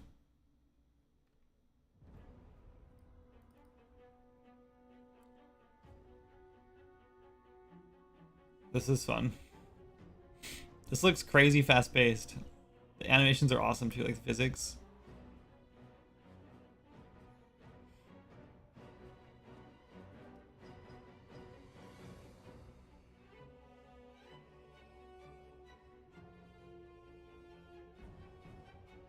That's pretty funny. So it's just whoever is holding it when they get to the parking lot. I can see some issues with this. If there were like 2 exits, or an exit for each player, or a different like car or something like that for every player they have to get to, that might fix the problem. But I can already see a problem with being like, one player is just gonna wait right next to the exit, and as soon as you get there, they're gonna knock you out and then grab it and go right to the exit, rather than chase you around the store for 10 minutes, right? So I would say make there either be 2 exits in the store, which I know would be kind of weird, for players to like either sneak around to go to different exits or whatever to get out, so they could like trick the other player, or yeah, something like that. But that's cool. That looks really fun. But if every player had to go to a different location at the end, I think it would fix any weird issues you might run into. But it's a jam game, you know, so who cares? Like, that's, whoops. It looks awesome. Good job. It reminds me of a game that I made a while back called Kleptomart, which was a game where you play an undercover loss prevention person and you have to catch shoplifters. I have no idea where I got the idea from. And what is the theme? That's a good question. I made all animations in UE5 with control rig. Nice job. Did my best. It's a single player game. All NPCs chase the biscuit, not the player. Oh, okay. Got it. Yeah, that makes more sense. Risk it for the biscuit. Nice. That makes sense. That's a little on the nose, but yeah, it makes sense. Okay, let's try this, I guess. I think this I'm a little worried about. I don't know if this is gonna work.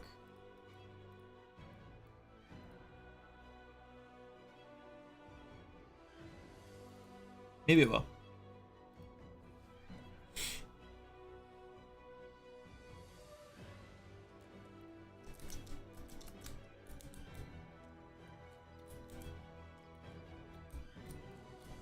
Okay, so far so good.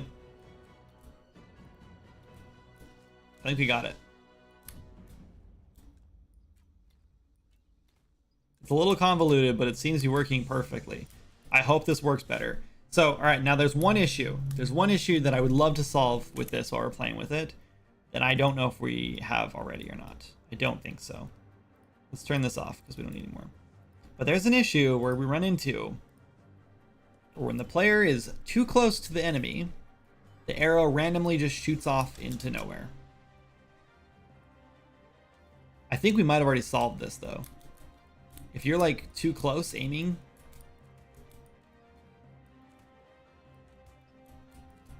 also, yeah, like if you're point blank, I think the arrow is hitting like the ground, trying to hit the enemy, but it can't hit him. I don't know. Maybe we just chalk it up to like you don't want to be fighting enemies this close. But yeah, like if you're targeting this guy's head and you're standing right here, the arrow is hitting the ground in front of them.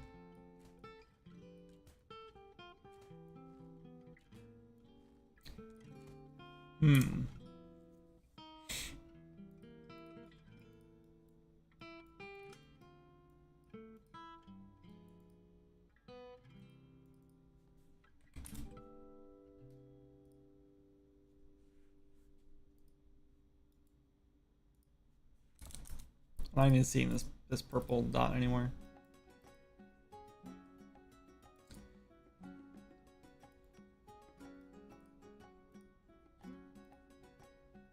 Maybe our trace needs to go back further.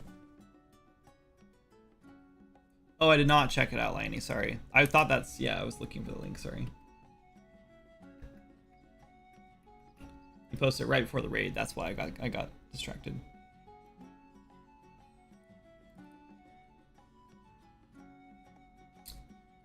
All right, let's watch the trailer.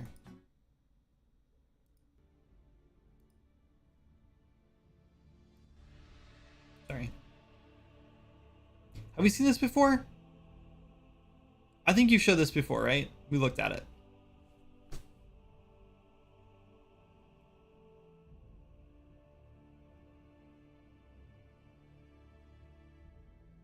Is this an Unreal Engine? I can't remember.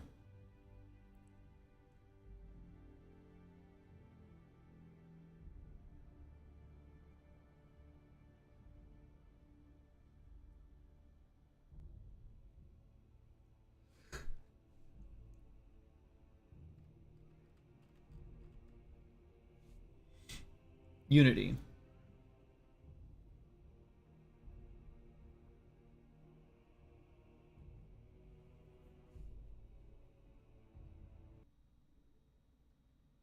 Yeah, it looks cool. I remember looking at it before. Yeah, I think we showed this off on stream before. Or maybe I just looked at it. No, because I remember like commenting on it. I think I probably told you to turn on ambient occlusion. And you probably said something like, I don't think we need ambient occlusion. And I probably said something like, you have to have ambient occlusion, because that's kind of my big thing. Or you might have said you already had it turned on and I told you to turn it up higher. Anyway, how do we fix this issue?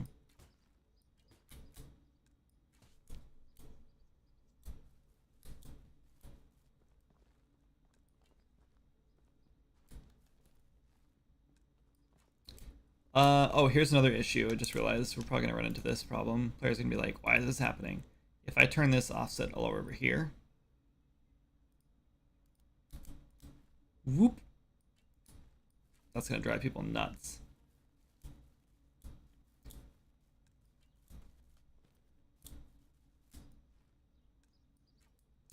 I don't know, though. Should we be upset about that?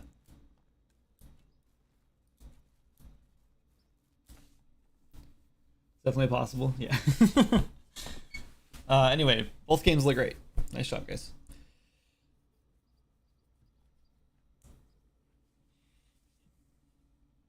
Camera issues. Yeah, I mean, I can definitely check. Let's see. That was on the player character. So we're just subtracting the camera offset here, but we could do like...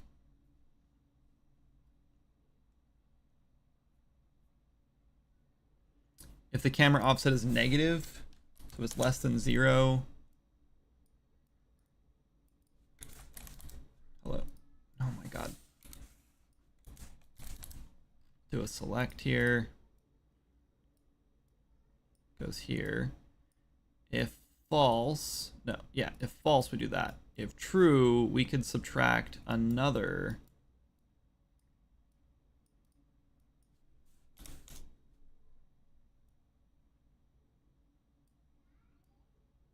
Maybe? Oh, times 2.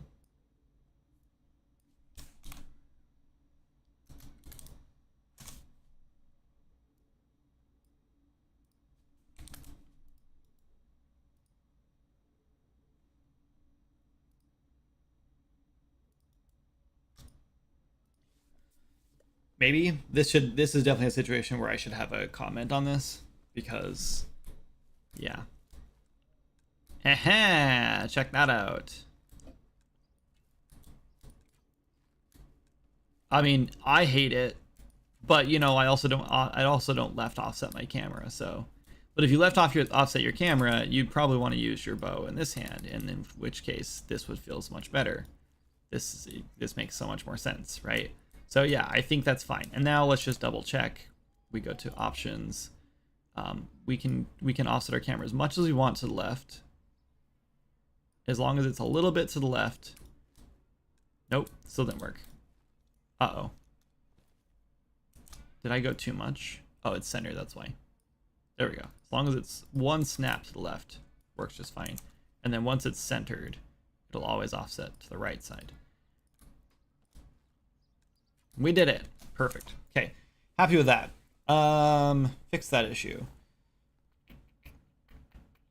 Also, I'm not seeing the arrows shoot off into nowhere anymore at all. I think we fixed that issue. Fingers crossed, but I think we fixed that. And now what we actually came for is to add that spell in, but we still need to go back to making a single target reticle. So I'm going to take a quick break, and then we're going to come back and work on that a little bit. Actually, you know what? It's 3:30. Maybe this is just a good time we've been live for 3.5 hours. It's 4:30. It's just a good time to call it. It's almost dinner time anyway. I think I might call it. Let's go raid somebody. Oh, not there. Let's go here. Let's go find someone to raid. We have enough viewers. Tangled, are you streaming right now by chance so you can get that raid?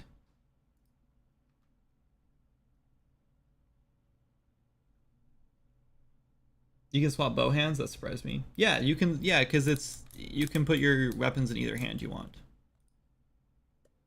I'm tired AF. I wish that would be a problem. Yeah, you can put your weapons in either hand you want, left hand or right hand, and you can dual wield as well. Well, as soon as the game unfreezes. There you go.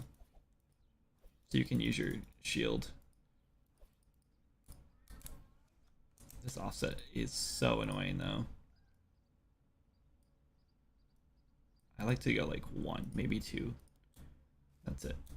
Mostly just so I can aim better with my staff. So I guess the next step is, should we add all this back in for the staff too? Because the staff does not have the same mechanic.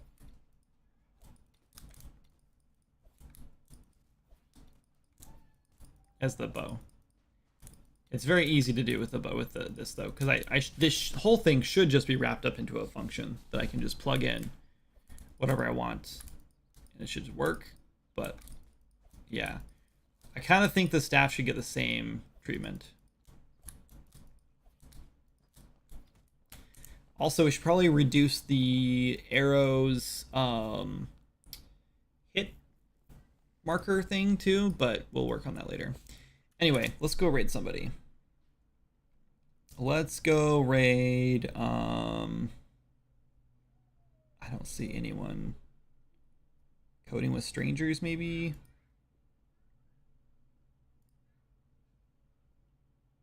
Sure, let's do it. I'm gonna raid and run though. /raid. Go. Alright guys, thank you guys so much for hanging out today. Appreciate it. You're the best. I will be back on Friday. No Thursday stream this week. It's back to school night. I will be busy. Jan will be busy. So no stream Thursday. So Friday we'll be streaming. And maybe last week we did World of Warcraft on Friday. Maybe we'll do it again this week. Maybe. We'll think about it. I'll see how I'm feeling. But yeah, I'll see you guys Friday regardless. Maybe we'll work more on Swords and Magic. Maybe we'll do World. Wow, who knows? But yeah, I'll catch you guys then. And thanks so much for the donations and the subs. You guys are amazing. Really appreciate it. Bye.